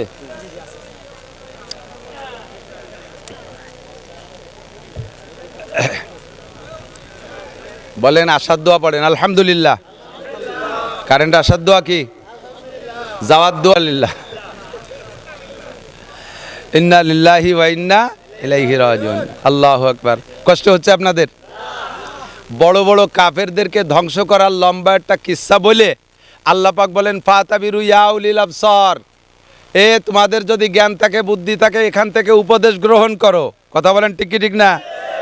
আল্লাহ তাআলা আমাদেরকে ঘটনা ঘটায় উপদেশ গ্রহণ করার হুকুম দিয়েছেন। উপদেশ গ্রহণ করে এখান থেকে শিক্ষা নাও। কত বড় তাজা বাস্তব খবর, এদিক তাকান। নবী আলাইহিস সালাতু ওয়াস সালামের বদরের যুদ্ধে মুসলমান 313 জন। কয়জন মুসলমান? কয়জন? 313 জন। তরবারি মাত্র 2 খেন বা 3 খেন, ঘোড়া 2টা, ঘোড়া 2টা বা 3টা, উট 2টা, মানুষ 313 জন। বদর মদিনার থেকে বেশ দূরে, সেই জায়গা পর্যন্ত গেছে পায়ে হেঁটে। এই ঘোড়ার উটের উপরে শুধু জরুরি সামান নেছে। তরবারি প্রত্যেকের কাছে একখান না, তরবারি প্রত্যেকের কাছে একখান না, টোটাল বাহিনী মিলে 2-3 খান তরবারি। এই নিয়ে লড়তে গেছে কাদের সাথে? আবু জাহেলের বাহিনীর সাথে। 1000 সৈনিক এবং বাছাই করা, সে হলো সৌদি আরবের গভর্নর। মুসলমানদের সাথে লড়তে আসতেছে বেদায় সেনাবাহিনীর ভিতরে একেবারে বাছাই করা সৈন্য শক্তিশালী যেগুলো, তাই নিয়ে আসছে।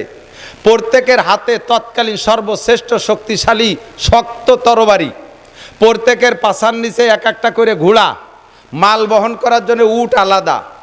এইভাবে এসে লড়তে আসছে।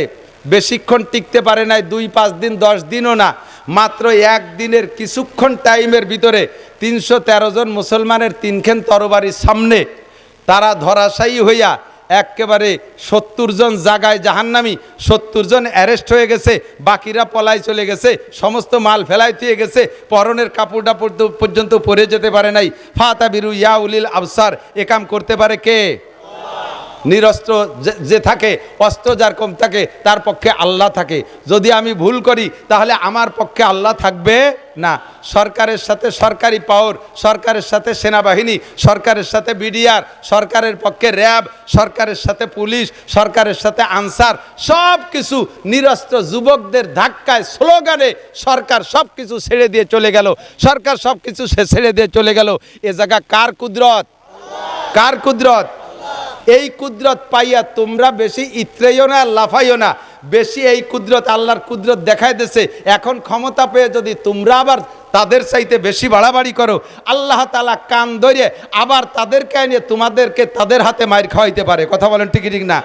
বেশি বিয়াদবি উশৃঙ্খলা করলে আল্লাহ তাআলা এক দল দিয়ে আরেক দলের সাইজ করে। আল্লাহ তাআলা নিজেই কখনো যুদ্ধই অস্ত্র নিয়ে আসে না যুদ্ধ করতে, আল্লাহ পাক রব্বুল আলামিন তার কুদরতে যুদ্ধ করায় বিনা অস্ত্রে। দেখেন এত বড় সরকারকে কিভাবে আল্লাহ তাআলা পতন ঘটায় দিয়েছে। ফাতাবিরু ইয়া উলিল আবসার, বলতে চাইছে ওই কথাটাই। শান্তি দেয় কে? অশান্তি কে দেয়? তো শান্তি যদি পাইতে চাও, এক নম্বরে আল্লাহকে ঈমান দাও। আল্লাহ আছে না নাই? আল্লাহর কুদরত দেখতেছেন, চোখের সামনে দেখা যাচ্ছে কি যাচ্ছে না? আল্লাহ পাক আছে, বিশ্বাস রাখো। 2 নম্বরে আল্লাহকে ভয় করো। যুবক আল্লাহকে ভয় করো, বুড়ো আল্লাহকে ভয় পান, আরে সবাই আল্লাহকে ভয় পান। ভয় পার আরবি শব্দ হলো তাকওয়া। কি শব্দ? কোরআনের শব্দ তাকওয়া। কোরআন শরীফে যে বিষয়টা আল্লাহ তাআলা বেশি ইম্পর্টেন্ট মনে করেছেন, সেই বিষয়টাকে আল্লাহ তাআলা আলোচনা বেশি করেছেন। ইবাদতের ভিতরে শ্রেষ্ঠ ইবাদত নামাজ। এর জন্য নামাজের আলোচনা হয়েছে 82 বার। কতবার? 82 বার। জাকাতের পরিমাণ কম, জাকাত দাতার পরিমাণ কম, এজন্য জাকাতের আলোচনা এর চেয়ে কম হয়েছে। হজ কর্নেওয়ালার সংখ্যা আরও কম, এই জন্য হজের আলোচনা আরও কম হয়েছে। তো যে বিষয়টা বেশি ইম্পর্টেন্ট ওইটার আলোচনা আল্লাহ তাআলা বেশি করেছেন। এমন করে কোরআন শরীফের ভিতরে তাকওয়া শব্দের আলোচনা আছে 62 বার। কতবার? তাকওয়া আছে 62 বার। তাকওয়াটা অত্যন্ত জরুরি। তাকওয়া যদি ভিতরে থাকে, আল্লাহর ভয় যদি ভিতরে থাকে, তাহলে ওই লোকটা কখনো অন্যায় করতে পারে না। এদিক তাকান, এই আপনাদেরই পাশে, আমি ফরিদপুর শহরে, আপনার ফরিদপুর জেলার মানুষ। ফরিদপুর শহরে গত 2-3 বছর আগে একটা মাহফিলে আসছি। মাহফিলে আমার খেদমত করতেছে একটা যুবকটার পাতলা ফিসফিসে দাঁড়িয়ে আছে, মাথায় তার টুপি ও পাগড়ি আছে, গায়ে তার জুব্বা। চেহারাটা আলেমদের চেহারা আর পাবলিকের চেহারা কিন্তু বোঝা যায়। পাবলিক যত সাজিয়ে গুজে, যত যুব্ব বড় যুব্ব আর পাগড়ি পরেন না কেন, দেখলি চিনা যায় এটা পাবলিক। আর মৌলবী মাদ্রাসায় পড়ার পরে বাড়ি যে যদি ল্যাংটা হইও কেদার মধ্যে মাছ ধরে, তবু বোঝা যায় এটা মাদ্রাসায় পড়া। এ কয়দিনের মধ্যে কোয়ালিটি পাল্টে যায়। তো ওই ছেলেটারে দেখে আমি মনে করছি এটা মাদ্রাসার ছাত্র হবে, তার কথাবার্তা সব কিছু এরকম। আমাকে কখনো হুজুর বলে না, হজরত আমি কি খেদমত করব, হজরত এখন কি লাগবে, এটা মাদ্রাসার পরিভাষা। তো মাহফিল শেষ পর্যন্ত সে আমার পর্যাপ্ত খেদমত করছে। এরপরে আমি যখন বিদায় নেব, তখন ছেলেটা বলতেছে, হুজুর আপনি তো আমার পরিচয় নিলেন না, একটু বলবো? বলো তোমার পরিচয় বলো, নামটা কি যেন বললো, আমার মনে নাই, বাড়ি কোন জায়গা বলছে তাও আমার এখন মনে নাই। তো ছেলেটা বলতেছে, আমি ফরিদপুর রাজেন্দ্র কলেজের ছাত্র, মাথায় পাগড়ি, মুখে সুন্নতি দাড়ি, জীবনে দাড়িতে খুর লাগাই নাই, কেসি লাগাই নাই, গায়ে জুব্বা, মাথায় পাগড়ি। ছেলেটার সব কিছু আলেমানা ভাবে চলতেছে। এই ছেলেটা রাজেন্দ্র কলেজের ছাত্র। বলে, হুজুর আমি যে রুমে থাকি, আমার রুমে একটু পা দিয়ে, একটু কদম দিয়ে একটু বরকত দিয়ে যান। দেখলাম এতক্ষণ 2 ঘন্টা খেদমত করছে, তাই যাওয়ার সময় একটু বরকত দিয়ে নিয়ে যাই। ওর রুমের মধ্যে যাইয়া সত্যি বরকত দিতে, যে আমি বরকত নিয়ে আসছি। আমি আমার জিন্দেগির জন্য একটা সবক ওখান থেকে নিয়ে আসছি। ছেলেটা এই পরিবেশ তৈরি করছে আমার বয়ান শুনে, কিন্তু আমি তো বয়ানের গতিতে বয়ান করি, কিন্তু আমার সেই অবস্থা তৈরি হয় না নিজের। রুমের মধ্যে ঢুকে দেখি ওর রুমের ছাদে সিলিংই লেখা আল্লাহ দেখে, বাংলায় লিখে রাখছে আল্লাহ দেখে। 4টে ওয়ালে 4 পাশে লেখছে আল্লাহ দেখে। সাইডে ওয়ালের দিক নজর পড়ছে, ওই লেখা দেখলাম, এদিকে নজর পড়ছে, লেখা দেখি আল্লাহ দেখে। পরে উপর দিক দেখি, তাও দেখি আল্লাহ দেখে। ওর রুমের ভিতরে ঢুকে আমার আতঙ্ক সৃষ্টি হয়ে গেছে। আল্লাহ, এ জায়গাতে তাহলে আজে বাজে কোনো কথাও বলা যাবে না, কিছু করাও যাবে না। যেদিকে থেকে দেখি, যেদিকে তাকাই করব, সেদিকে থেকে দেখি আল্লাহ দেখে। আমি জিজ্ঞেস করলাম, বাপ তুমি লেখছো কেন? কয় যে হুজুর আপনি বলেছেন গুনার থেকে বাঁচতে হলে 3টে কথা, 3টে কাজ করলে তুমি গুনার থেকে বাঁচতে পারবা। 1 নম্বরে তুমি যে কোনো গুনাহ করার সময় মনের ভিতরে সংকল্প করো যে আমার এই গুনাহ অবস্থায় আমাকে আল্লাহ দেখে। কতক্ষণ? সুদ খাওয়ার সময় আল্লাহ দেখে না? না দেখে না, ওদিকে আল্লাহ খেয়াল করে না। ঘুষ খাওয়ার সময় তো খেয়ালই করে না, কতক্ষণ করে? বাগানে, পাট বাগানের ভিতরে বসে যখন গাঁজা আর এবা খান, সে সময় তো আল্লাহ টেরই পায় না। হ্যাঁ, রাত 12টা 1টার পরে যখন ফোনে প্রেম আলাপ করেন, ওই সময় আল্লাহ টের পায় না, আল্লাহ ঘুমায়। লা তাখুযুহু সিনাতুন ওয়ালা নাওম, আমার আল্লাহর ঘুমও নাই, আমার আল্লাহর তন্দ্রাও নাই। কথা বলেন ঠিক ঠিক না? আমার আল্লাহর ঘুমও নাই, তন্দ্রাও নাই। আমার আল্লাহ দেখে কি দেখে না? ও যুবক, তোমার আল্লাহ দেখে কি দেখে না?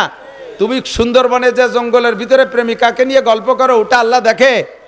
তুমি ওই সরোয়ার্দী উদ্যানে যাইয়া বিভিন্ন পার্কে বসে বসে বসে গল্প করো কলেজের সাথী বন্ধুদেরকে নিয়ে, বান্ধবীদেরকে নিয়ে, ওই হালাতটা আল্লাহ দেখে কি দেখে না? মদ গাঁজা যখন খাও তখন আল্লাহ, বিড়ি সিগারেট যখন খাই তখন আল্লাহ, মিথ্যে কথা যখন বলি তখন আল্লাহ, কথা কন না দেখে? জোরে বলেন আল্লাহ দেখে। দোকান লুট করবো যখন তখন আল্লাহ, পরের মাল চুরি করবো কেড়ে আনবো তখন আল্লাহ। এই সংকল্পটা যদি ভিতরে থাকে যে আমি এই কাজ করতেছি, এই অবস্থায় আমার আল্লাহ দেখে। আরে দুনিয়া আব্বার সামনে আমি এই কাজ করতে সাহস পাই না, পুলিশের সামনে করতে সাহস পাই না, নেতার সামনে করতে সাহস পাই না, জজের সামনে করতে সাহস পাই না, দুনিয়ার মানুষের সামনে করতে সাহস পাই না, আর প্রত্যেকটা কাজ আমার আল্লাহ দেখে, তাহলে আমি এই কাজটা কিভাবে করতে পারি? এই সংকল্পটা যদি ভিতরে আসে, গুনাহ থেকে ফিরবেন। ছেলেটা বলে, হুজুর আপনি যেদিন বলছেন যে এই সংকল্প, তারপরে দেখলাম যে একা একা সংকল্প আসে না, আমি একা রুমের মধ্যে থাকি, একা রুমের ভিতরে একটা যুবক ছেলে থাকলে নানান রঙের অন্যায় করা যায়, বিভিন্ন প্রকারের গুনাহ সে একা একা বসে করতে পারে। তখন আমি গুনাহ যখন করি, সংকল্পটা তৈরি করা আমার কঠিন হয়ে যায়, বিদায় আমি সব জায়গায় লিখে রাখছি যে আমি যেদিক তাকায় গুনাহ করব, চোখের সামনে লেখাটা পড়বে আল্লাহ দেখে, চোখের সামনে লেখাটা পড়বে আল্লাহ দেখে। আর আমার আল্লাহ যখন দেখে তখন আমি অন্যায় করতে পারবো। এই আল্লাহ দেখে ভয়টা অন্তরে তৈরি করা। 2 নম্বর কথা 3টে আমি বলে যাই, আবারও স্মরণ করাই দিই, মনে রাখবেন কথা 3টে স্মরণ করাই দিই। সেটা হলো 2 নম্বরটা হলো কিরামান কাতিবিনা ইয়ালামুনা মা তাফআলুন। তুমি যে কাজ যে অবস্থায় যেখানে থেকে করো না কেন, সম্মানিত ফেরেশতা কাঁধে বসে লেখে। কথা কন, কোরআনের কথা সত্য না মিথ্যা? 2 জন ফেরেশতার নামই কিরামান কাতিবিন। আমরা পাবলিকরা মনে করি ডান কাদের ফেরেশতার নাম কিরামান আর বাম কাদের নাম কাতিবিন। না, 2 জনের নামই হলো কিরামান কাতিবিন। কাতিবিন মানে বহুত লেখক, কিরামান মানে সম্মানী। প্রত্যেকের কাঁধে ফেরেশতা আছে, সমস্ত ফেরেশতাদেরকে সম্মিলিতভাবে বলা হয় কিরামান কাতিবিন ইয়ালামুনা মা তাফআলুন। তুমি যে কাজ করো তা তারা জানে, তুমি যা বলো তা তারা শোনে। আল্লাহ কয় মা ইয়ালফিজু মিন কাউলিন ইল্লা লাদাইহি রাকিবুন আতীদ। যুবক যুবতী, আবাল বৃদ্ধ বনিতা, রাজনীতি করো, গল্প করো, যা কিছু করো না কেন, সমস্ত কথা মুখ থেকে বেরোনোর সঙ্গে সঙ্গে কে শোনে? সঙ্গে সঙ্গে ওই ফেরেশতারা ওইটা লিখে ফেলে। চার দোকানে বসে বসে গল্প, আপনাদের এদিক তো নাই, চার দোকানে তো লোকজন বসে না তেমন, চা খেয়েই তো চলে আসে। কথা কন না কে? চায়ের দোকানগুলো হয়েছে মিনি সংসদ ভবন। ওখানে বসে যা আলোচনা করে সেই অনুযায়ী, একদিন শেখ হাসিনা দেশ চালাইছে, এর আগে খালেদা চালাইছে, এখনো এখান থেকে যা বুদ্ধি দেবেন তাই দিয়ে ইউনুস কাকা দেশ চালাবে, তাই নাকি? তোমার এই ফাও কথা ওয়াদা পার হয়ে উবার যায় না, ঘন্টার পর ঘন্টা যত ফাও কথা, আজে বাজে কথা, সাথে সাথে কইতে কইতে কইতে কইতে গিবাত শিকায়তের মধ্যে চলে যায়, আছে না? গিবাত, আরে মিয়া টের পাচ্ছেন না, শুনতে শুনতে কান তেলছা হয়ে গেছে বলে লক্ষ্য করে শুনতেছেন না। আবার একটু মন থেকে একটু শোনেন গিবাত সম্পর্কে। গিবাত হলো, গিবাত কাকে বলে? আমি মৌলানা নাসির একটা অন্যায় করেছি, এই অন্যায়টা আপনি জানেন, তেমন আর কেউ জানে না, বা 2-1 জন জানে। যেই 2-1 জন জানেন, ওই 2-1 জন না জানা মানুষের ভিতরে আমার এই দোষটাই আলোচনা করার নাম হলো গিবাত। আপনি আরেকজনের কাছে বলবেন আমারে খাটো করার জন্য, ব্যঙ্গ করার জন্য, আমারে সমাজে তিরস্কৃত করার জন্য আরেকজনের কাছে বলবেন, এর নামই গীবাত। আর আমি করি নাই এমন কিছু আমার নামে তৈরি করে বলার নাম হলো অপবাদ। আর অপবাদটা গীবাতের চাইতে মারাত্মক। আর গীবাতটা কতটুকু অপরাধ? গীবাত হলো আপনি যদি গীবাত করেন, আল গীবাত আসাদ্দু মিনাজ জিনা। প্রথম কথা হলো, আরে এমন শোভা বিটিকে শোনার দরকার ছিল রে, ইন্না লিল্লাহি ওয়া ইন্না ইলাইহি রাজিউন। কারণ এই কাজে বিটিরা বড় মাহের, বিটিরা গীবাতের আল্লামাতুল গীবাত। আর চার দোকানের মুরব্বীরাও এই গীবাতের আল্লামা। বসে বসে দুনিয়ার ভাও কথা কইতে কইতে কইতে কইতে গীবাত তো কয়, লাস্টে অপবাদও করে। কতক্ষণ নামাজ পড়ে, মসজিদে নামাজ পড়ে, নামাজ পড়ে ডাইরেক্ট এদিক ওদিক যায় না, চার দোকানে আগে যাবে, সারা রাত যা গুছাইছে তাই একটু সাপ্লাই দেওয়ার জন্য। সময়ের হিসাব আল্লাহর কাছে দেওয়া লাগবে কি লাগবে না? এই জায়গা যা বলছেন ওরা ফেরেশতারা লেখে কি লেখে না? মা ইয়ালফিজু মিন কাউল। একটু ভয় পান, একটু ভয় পান। এবার আমি বলি এদিক তাকান। আর একটা হলো, এ ভাই গীবত যদি হয়, খেয়াল করতেছে না, আমি কি অপ্রয়োজনীয় কথা বলতেছি? সবচেয়ে বড় ইবাদত হলো গুনাহ ছেড়ে দেওয়া। সবচেয়ে বড় ইবাদত কি? গুনাহ ছাড়ার মতো আর বড় ইবাদত নাই। নামাজের চাইতেও দামি গুনাহ ছেড়ে দেওয়া। নামাজ পড়া সহজ, কিন্তু গুনাহ ছাড়া বড় কঠিন। এই গুনার আলোচনাটা একটু করি। সবচেয়ে বড় মারাত্মক, হাতে ধরে নিজে ইচ্ছাকৃতভাবে লস করতেছি। যেমন কিছুদিন আগে মাওলানা হাবিবুল্লাহ মাহমুদ কাসেমি একটা পোস্ট দিয়েছিল ফেসবুকে, খুব দারুণ একটা কথা। কয় জাগায় বসিয়া আমরা মুসলমানরা প্রত্যেকে ইসরায়েলের নামে আমরা মুসলমানরা, আমরা বাংলাদেশি সারা পৃথিবী যারা বিকাশ ব্যবহার করি, কি করি? বিকাশ ব্যবহার করি। আমরা প্রত্যেকে ইসরায়েলের নেতানিয়াহুর নামে, ইসরায়েলের ইহুদিদের নামে আমরা রেগুলার টাকা বিকাশ করতেছি। অথচ ইসরায়েলিরা আমাদের শত্রু, তাদের ধ্বংস কামনা করি, তাদের নামে আমরা নিয়মিত টাকা পাঠাইতেছি বিকাশের মাধ্যমে। কোনভাবে পাঠাচ্ছে জানি না, কারণ উনি বুঝাই দিলেন, কয় যে বিকাশ যত আছে না, বিকাশে লেনদেন, এই বিকাশে টাকা পাঠানোর ভিতর দিয়ে 1020 টাকা কাটিয়ে নেয় না? এই 20 টাকার একটা অংশ টাকা ইসরায়েলের ফান্ডে জমা হয়। এই বিকাশের পরিচালক হলো ইসরায়েলিরা, এর আবিষ্কারক তারা। একটা ইনকাম এই 20 টাকার থেকে 1% সে জায়গায় চলে যায়। আপনার ইচ্ছায় বা অনিচ্ছায় যত টাকা বিকাশে লেনদেন করবেন ওর থেকে 1% সে জায়গায় চলে যাচ্ছে। কাজেই আমরা বিকাশে লেনদেন করি মানে আমরা অনায়াসে বিকাশে ইসরায়েলির নামে টাকা পাঠাই দিচ্ছি। সেম আমরা যখন বসে খোঁজ গল্প করি তখন নিরিবিলি অনায়াসে হাসি আনন্দের ভিতর দিয়া, মজার ভিতর দিয়া আমার আমল নামার বস্তা থেকে এক গাদি নেকি যেই লোকটা সম্পর্কে গীবত করতেছি তার নামে আমি অনায়াসে গোপনে পাঠাই দিচ্ছি। পরিষ্কার হাদিসে আসছে, আপনি যার গীবত করবেন ওর যে বিষয়টা আপনি আলোচনা করতেছেন, ধরেন একটা লোক জিনা করছে, এটা আপনি জানেন, ওইটা নিয়ে আপনি আলোচনা করতেছেন। ওই লোকটা জিনা করে যে গুনাহ কামাই করছিল, ওই জিনার গুনাহটা আপনার আমল নামায় চলে আসবে। আর সেই সময় আপনি যে ভালো নেকের কাজ করছিলেন বা আপনার নামাজ কালামের মধ্যে ভালো ইবাদত যেটা, ওখান থেকে বেশ কিছু নেকি তার সেই জায়গায় যে শূন্য স্থান পূর্ণ হয়ে যাবে। কথা কি বুঝতে পারছেন নাকি? কথা বুঝতে পারছেন? এবার এদিক তাকান, গীবত কেউ যারে মোহাব্বত করে ভালোবাসে তার গীবত করে না, গীবত করে শত্রুর। কার গীবত করে? শত্রুর গীবত করে। বর্তমানে বিএনপি আলারা আমলিগালাকে গীবত করতেছে না? আমলিগালা কি বিএনপির বন্ধু না শত্রু? কথা কর না কে? বন্ধু না শত্রু? আমলিগালা বিএনপি আলাকে বন্ধু না শত্রু? নিয়মিত গীবত করে বন্ধুর মানে শত্রুর বস্তা বই বেলাই দিচ্ছে। চার দোকানে বসে, যে কোনো জায়গায় বসে, মসজিদি বসে, মাদ্রাসায় বসে আমি করতেছি।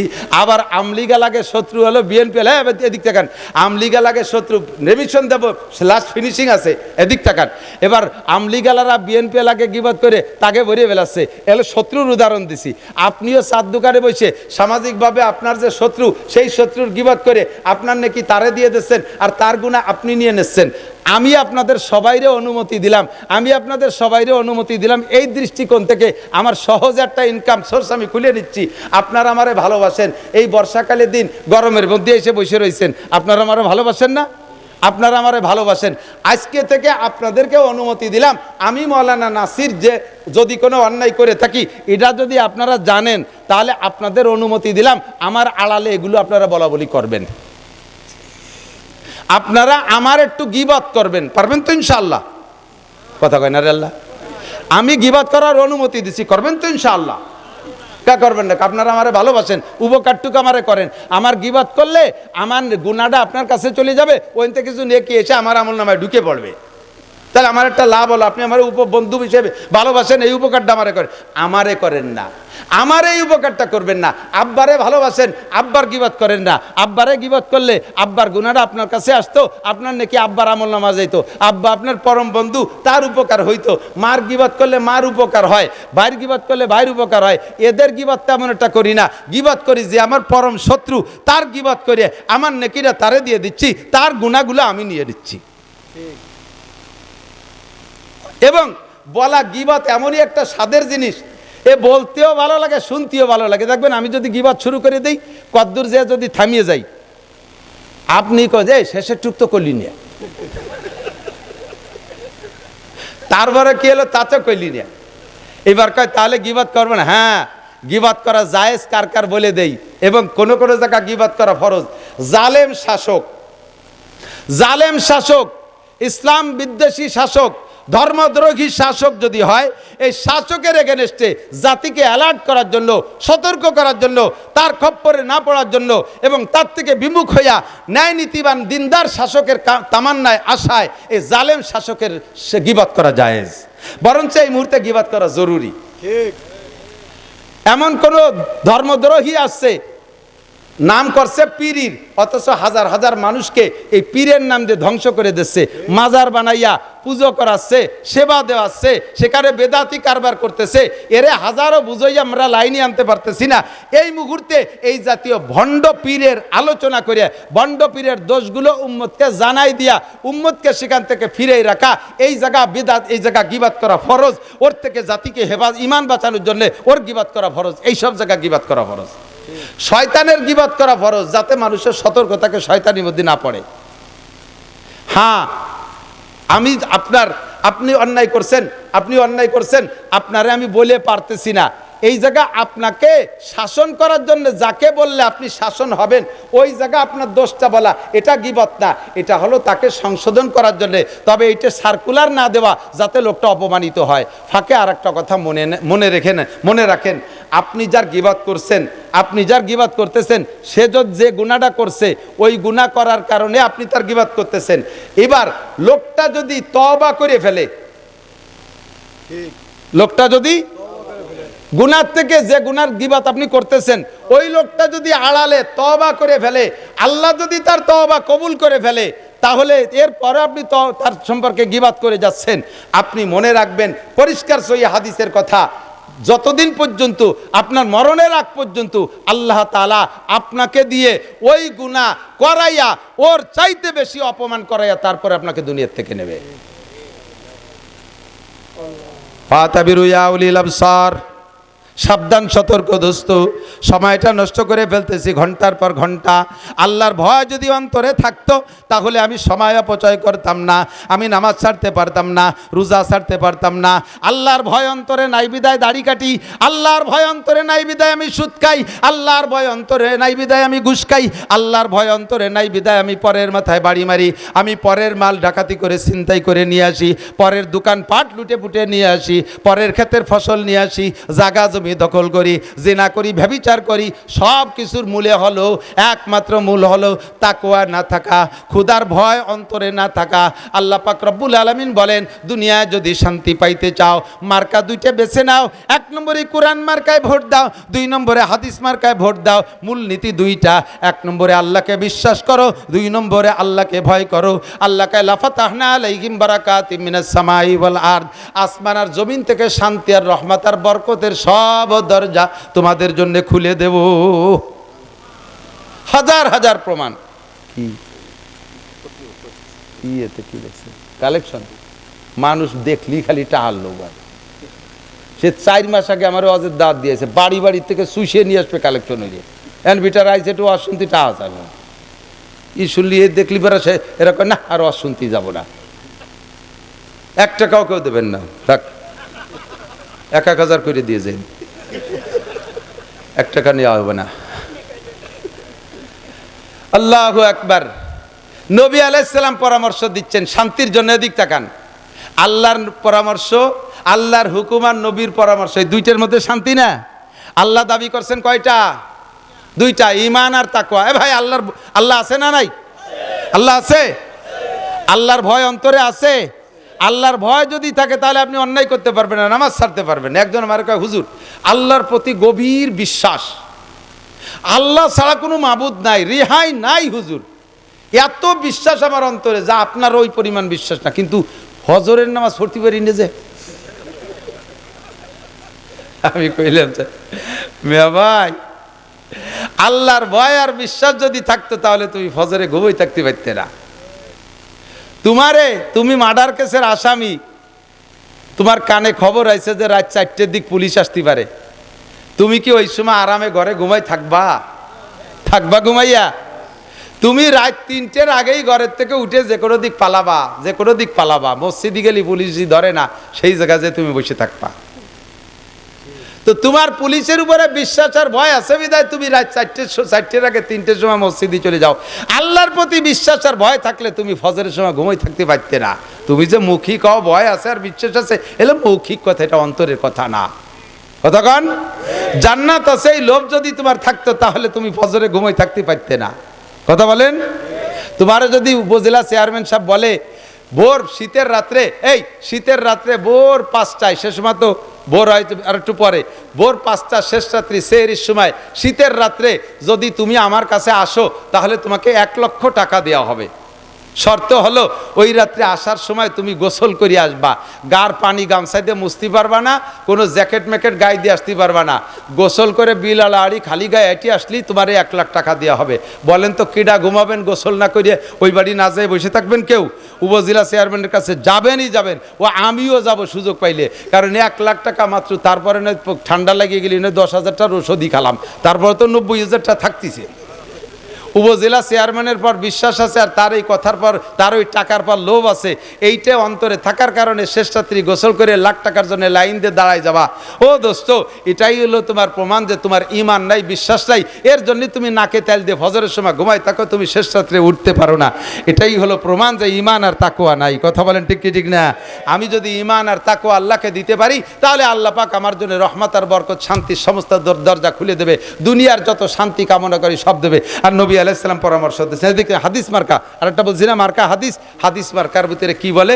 আল্লাহ নবী বলেন ইজা কানা উমারাকুম খিয়ারাকুম। চমৎকার কথা, এই 1,500 বছর আগে বলে গেছে, আর এই সময় বাংলাদেশে এইরকম সেট হয়ে যাবে টেরই পাই নেই। ওয়াজ করছি অনেক আগে থেকে, কিন্তু এবার হলো একেবারে চোখে আঙ্গুল দিয়ে দেওয়ার বছর হয়ে গেছে। যদি তোমাদের নেতারা হয় ভালো মানুষ, হাদিস সহি হাদিস, ইজা কানা উমারাকুম খিয়ারাকুম, যদি তোমাদের নেতারা ভালো মানুষ হয়, জোরে বলেন কারা? আরো জোরে। নেতারা ভালো মানুষ হয়, খিয়ারাকুম তোমাদের মধ্যে ভালো মানুষ, ওয়া আগনিয়াউকুম সুমুহাকুম, আর তোমাদের ধনীরা হয় দানবীর। গরিব মিসকিন এতিম অসহায় কাঙ্গাল দুঃখিনী বিধবা মাদ্রাসা মসজিদ সব জায়গায় ওয়াকাতরে দান করে ধনী লোকরা।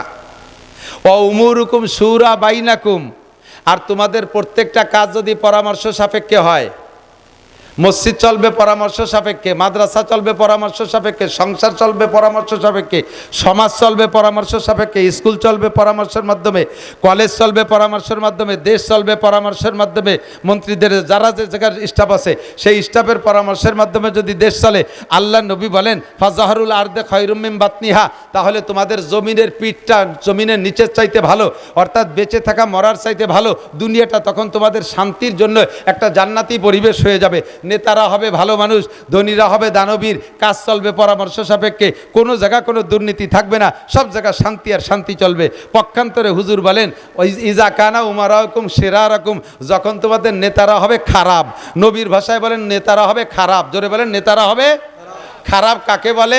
নেতারা নামাজ নাই, নেতারা রোজা নাই, নেতারা হজ নাই, নেতার মধ্যে ফরজ নাই, নেতার মধ্যে ওয়াজিব নাই, নেতার মধ্যে সুন্নত নাই, নেতা ঘুষ খায়, নেতা ঘুষ খেয়ে টাকা নিয়ে চাকরি দেয়, নেতা দেশের মাল মারিয়ে খায়, রাস্তা মারে, টোন মারে, মন মারে, রাস্তা মারে, খাল মারে, বিজিএফ কার্ড মারে, পঙ্গু ভাতা মারিয়ে খায়, বয়স্ক ভাতা মারিয়ে খায়, তারপর বিধবা ভাতা মারিয়ে খায়, এরপরে কারেন্টের তার খাম্বা সহ গিলে খেয়ে ফেলায় দেয়। কতক্ষণ এ কাম নেতারা করে কি করে না? আজকে তত্ত্বাবধায়ক সরকার, অন্তর্বর্তীকালীন সরকারের কাছে সাধারণ পাবলিক ধরা পড়তেছে না নেতারা? জোর হলো না? কারা? আর এর আগে ফখরুদ্দিন সরকারের আমলেও ধরা পড়ছিল কারা? সে সময় উভয় দলের নেতাদেরকে ওয়াকালে এতেকাফে বসাইছিল, তাও মনে আছে না নাই? ইন্ডিয়া ধরে শুরু করছে, যদিও এখানে একতরফা ধরা শুরু করছে, যেখানে একতরফা আপাতত জিরা নজর, কারণ ওরা তো বহুদিন খাটি টেটি আইছে, অনেকদিন ধরতে আকাম করতে সুযোগ পাই নাই, যারা নগদে আকাম করছে ধরতেছে। দেশটা এখন জাহান্নামের আগুনের মধ্যে জ্বলতেছে বলে মনে হয়, কোনো মানুষের অন্তরের মধ্যে শান্তি নাই, সমস্ত মানুষ অশান্তির মধ্যে কাটাচ্ছে। কি হয় না কি হয়, ওদিকে ইন্ডিয়া আলাইসে আক্রমণ করে, নাকি চায়না আলা করে, নাকি আমেরিকা আলাইসে সেন্ট মার্টিন ঘাঁটি বানায় ফেলে, ইত্যাদি ইত্যাদি দুশ্চিন্তা। সমস্ত দুশ্চিন্তার কারণ নেতাদের দুর্নীতি। কতক্ষণ ঠিক না? নেতাদের দুর্নীতি। এই নেতারা যদি ভালো হইতো, আফগানের নেতারা ভালো, শান্তির শেষ নাই সেখানে। কথা বলেন ঠিক না? আমার বাংলাদেশে সামনে যদি শান্তি পাইতে হয় তাহলে এমন নেতা আমরা কামনা করি। কথা বলুন ঠিক। যেই নেতা কোরআন জানে, যেই নেতা হাদিস জানে, যেই নেতা তাহাজ্জুদ পড়ে, যেই নেতা কোরআন পড়ে, যেই নেতা তবলিগি যায়, যেই নেতা হাদিস পড়ে, যেই নেতা ফরজ আদায় করে, যেই নেতা মিথ্যে কথা বলে না, জিনা ব্যভিচার করে না, মানুষের হক মাইরে খায় না, জাকাত ফেতরা মাইরে খায় না, এই সমস্ত দিনদার আল্লাহওয়ালা নেতা যদি হয় তাহলে আমরা শান্তি পাবো। আমরা দোয়া করব আল্লাহ তাআলা যেন আমাদের সামনে যে সম্ভাবনা আসতেছে, তত্ত্বাবধায়ক সরকারের পরেই তো আসবে ইনশাল্লাহ নির্বাচন, এই নির্বাচনে আমরা এবছর কোরআন সুন্নাহর আইন বাস্তবায়ন করে যারা, তাদের মাধ্যমে আমরা এদেশের শান্তি কামনা করব। ঠিক কি ঠিক না? যদি সেরকম কেউ আসে সামনে, আমরা তাদের সমর্থন করব তো ইনশাআল্লাহ। শুধু দোয়া করবেন যাতে ইমানদার ওলামায়ে কেরামরা এক প্ল্যাটফর্মে এসে আপনাদের সামনে নিয়ে আসতে পারে। আমার যুবক ভাইরা আমি এখানে দেখেছি এই জায়গার যুবকরা আছে, সমন্বয়ক যুবকদের একটা কমিটি গঠন হয়েছে। তাদের চেহারা দেখলে, যদিও তারা স্কুল কলেজের ছেলে, তাদেরকে দেখে আমার দিলটা ভরে গেছে। তাদের উদ্দেশ্য আমি শুনেছি, সবগুলো দারুণ উদ্দেশ্য। তারাও চাইতেছে, সমস্ত সমন্বয়ক ছাত্ররা চাইতেছে যে আমরা সামনে কোরআন সুন্নাহ অনুযায়ী একটা দেশ চালায় দেখি, একটা টার্ম কমপক্ষে চালায় দেখি এরা কি আনতে পারে আল্লাহর কাছ থেকে। কারণ এরা দেশ চালাবে, শেষ রাতে উঠে আল্লাহর কাছে উলামায়ে কেরামরা মুনাজাত করে, হাত তুলে কান্দে, আল্লাহ তুমি আমার হাতে দাও, আমি উম্মতের কাছে দেই। বাদশা শাহজাহান রহমাতুল্লাহ আলাইহির কিসসার মতো। বাদশা শাহজাহান রহমাতুল্লাহ আলাইহি বহুত বড় আলেম, বুজুর্গ বাদশা ছিলেন। ফজরের নামাজ পড়ে ইশরাক পর্যন্ত মসজিদে বসে তাসবিহ তাহলিল তিলাওয়াত করে এরপরে ইশরাকের নামাজ পড়ে বাসায় যায়। তো উনি মসজিদে বসে ইশরাক পর্যন্ত আমল করতেছেন। এর মধ্যে উনার বাসায় ফকির গেছে। তো ফকির বাসায় গেলে বাসার থেকে বলছে যে বাদশা তো মসজিদে আমরা মেয়ে ছেলেরা দিলি কী বা দেবো, তুমি এই এলাকার উনার দেশের নাগরিক, উনার কাছে যদি চাও তাহলে তোমার চাহিদা পূর্ণ করে দেবে, তুমি মসজিদে যাও। তো মসজিদে আইসে ফকির কোনোদিন বাদশা শাহজাহানকে দেখে নাই। তো তার একটা বিশ্বাস, বাচ্চা হবে তো মুকুট হবে, বাচ্চা হবে তো প্যান্ট শার্ট টাইকট হবে, বাচ্চা হবে তো পুলিশ পাইক পেয়াদা পাইতে থাকবে, সেরকম একটা শান শওকতে থাকবে। তো এইরকম যদি কেউ দেখি তাহলে বুঝবো যে বাচ্চা। তো এইভাবে আইসে দেখে মসজিদের দরজায় একজন দাঁড়ানো, খুব ডাটের পোশাক পরা। সে বাচ্চা না, উনি হলেন বাচ্চার গার্ড, বাচ্চার বডি গার্ড। তো উনারে দরজায় দাঁড় করে বসছি, মসজিদে বাচ্চা ইবাদত করতেছে। তার পোশাক আশাকে ফকির মনে করছে এইটাই বাচ্চা, তার কাছে টাকা চাইছে। তো দারোয়ান বলতেছে, ভাই তুই আমার চাকরি খাবি, তুই আমার বাচ্চা বলতেছিস, শুনলি বাচ্চা তো আমার চাকরি শেষ করে দিবে না। আমি বাচ্চা না, বাচ্চা হলো মসজিদের মধ্যে, তুই যা। তো মসজিদের ভিতরে যাইয়ে দেখে সারা মসজিদ ঘুরে কোনো জায়গা বাচ্চা পাইনি, দেখে এক কোনায় এক ফকির কান্নাকাটি করতেছে। তখন এই ফকির আর ওই ফকিরের কাছে কিছু না চাইয়ে চলে আসছে। তো বেরোয় যাওয়ার সময় দারোয়ান বলতে, কি দিলে একটু দেখাই যা। বাচ্চার কাছে চাইছি, বাচ্চা তো কেউ কম দেয় না, তোরে কত দিলে একটু দেয় না, আমি ভাগ চাই না। তখন ফকির ওই দারোয়ান রে কয়, বেয়াদবি মোটে করবি না, বদমাশ মিথ্যেবাদী। মসজিদি বাচ্চা আসে কোন জায়গাতে রে, আমার চাইতে এক ফকির এক কোনায় বসে কান্নাকাটি করতেছে, তুই আমার ধোকা দিচ্ছিস, বদমাশ। ধমক দিলি। দারোয়ান কাছে, তুই জীবনে বাদশা শাহজাহানরে দেখছিস? কয় না, বাচ্চারে তো দেখি নেই বলে তো চিনি নেই। কয় যে ওইটাই বাদশা শাহজাহান, যা আবার যা, খালি এতে চলে যাচ্ছিস। তো এবার যাই দেখে বাদশা শাহজাহান মোনাজাত করতেছে, আল্লাহর কাছে কাঁদতেছে। ও দূরের থেকে হাত পাততে পেতে গেছে, বাচ্চা নামদার আমার একটা টাকা দেন, আমার একটা পয়সা দেন। কাছে যে যখন দেখে যে বাদশা শাহজাহান মোনাজাত করতেছে, তখন ফকির হাত গুটাইয়া হাত ছাড়িয়ে দিয়ে আবার বেরোয় চলে যাচ্ছে। আবার দারোয়ান কয়, কি দিলে দেখাই গেলি না? কয় তুমি তো কথাই কবি না। ফকিরের কাছে, ফকিরি কি পাবে রে? এই কইতে কইতে বাদশা শাহজাহান মোনাজাত সংক্ষেপ করে বেরোয় এসে বলতেছে, হে ফকির, তুমি আমার কাছে চাইলে না নিয়ে চলে যাচ্ছ, কিয়ামতে আল্লাহর কাছে অভিযোগ করবা, তুমি কিছু নিয়ে যাও। তো ওনার কথায় একটু মন নরম হয়েছে, কিন্তু আস্থা হচ্ছে না যে উনি তো আমার চাইতে গরিব দিয়ে আসলাম। তাই সে বলতেছে যে কাছে আসার পরে বলতে, তুমি আমার কাছে চাইলে আবার না নিয়ে চলে যাচ্ছ কেন? কয় যে চাইছি, তো ওই লোক বললো যে আপনি বাচ্চা তাই মনে করেছে, কিন্তু চাইছি, কিন্তু চাইয়ে দেখি যে আপনি আমার চাইতেও গরিব। আমি তো একটা পয়সা দিন এক হাত পাচ্ছি, আপনি আবার তো গেড়িও বুঝতেছে, হাত পাইতে বসে রয়েছেন, কার কাছে? দুই হাত পাইতে বসে রয়েছেন। আপনি তো আমার চাইতে অভাবী। তো যে লোকটা দুই হাত পাতা ফকির, সে এক হাত পাতা হইলে কি দেবে? এই জন্যই তাড়াতাড়ি আমার জান ইমান বাসায় আমি সারি চলে যাচ্ছি। তো বাদশা শাহজাহান বলতেছেন, আমি তোর সে গরিব, কথা সত্যি আমি বাদশা শাহজাহান, এবং আমি তোর সে গরিব। আমার কোনো সম্পদ নাই, আমার নিজস্ব কিছুই নাই। আল্লাহ পাক এই জাতির দায়িত্ব আমার কাছে দিয়েছে। আমি গভীর রাত্রে হাত তুলে মালিকের কাছে, ইশরাকের পরে হাত তুলে মালিকের কাছে, স্বাস্থ্যের পরে হাত তুলে মালিকের কাছে, তাহাজ্জুদের পরে হাত তুলে মালিকের কাছ থেকে দুহাত ভরে চাই, আল্লাহ তুমি আমার হাত দুটো ভরে দাও, আমার এই জনগণকে যাতে আমি হাতে হাতে বন্টন করে দিতে পারি। আমি আল্লাহর কাছ থেকে চেয়ে আই না, তোদের হাতে হাতে বন্টন করি। আল্লাহ আমার হাত দুটো ভরে দিয়েছে, আর তার একটু তুই নিয়ে যা। বলেন না সুবহানাল্লাহ। তাহলে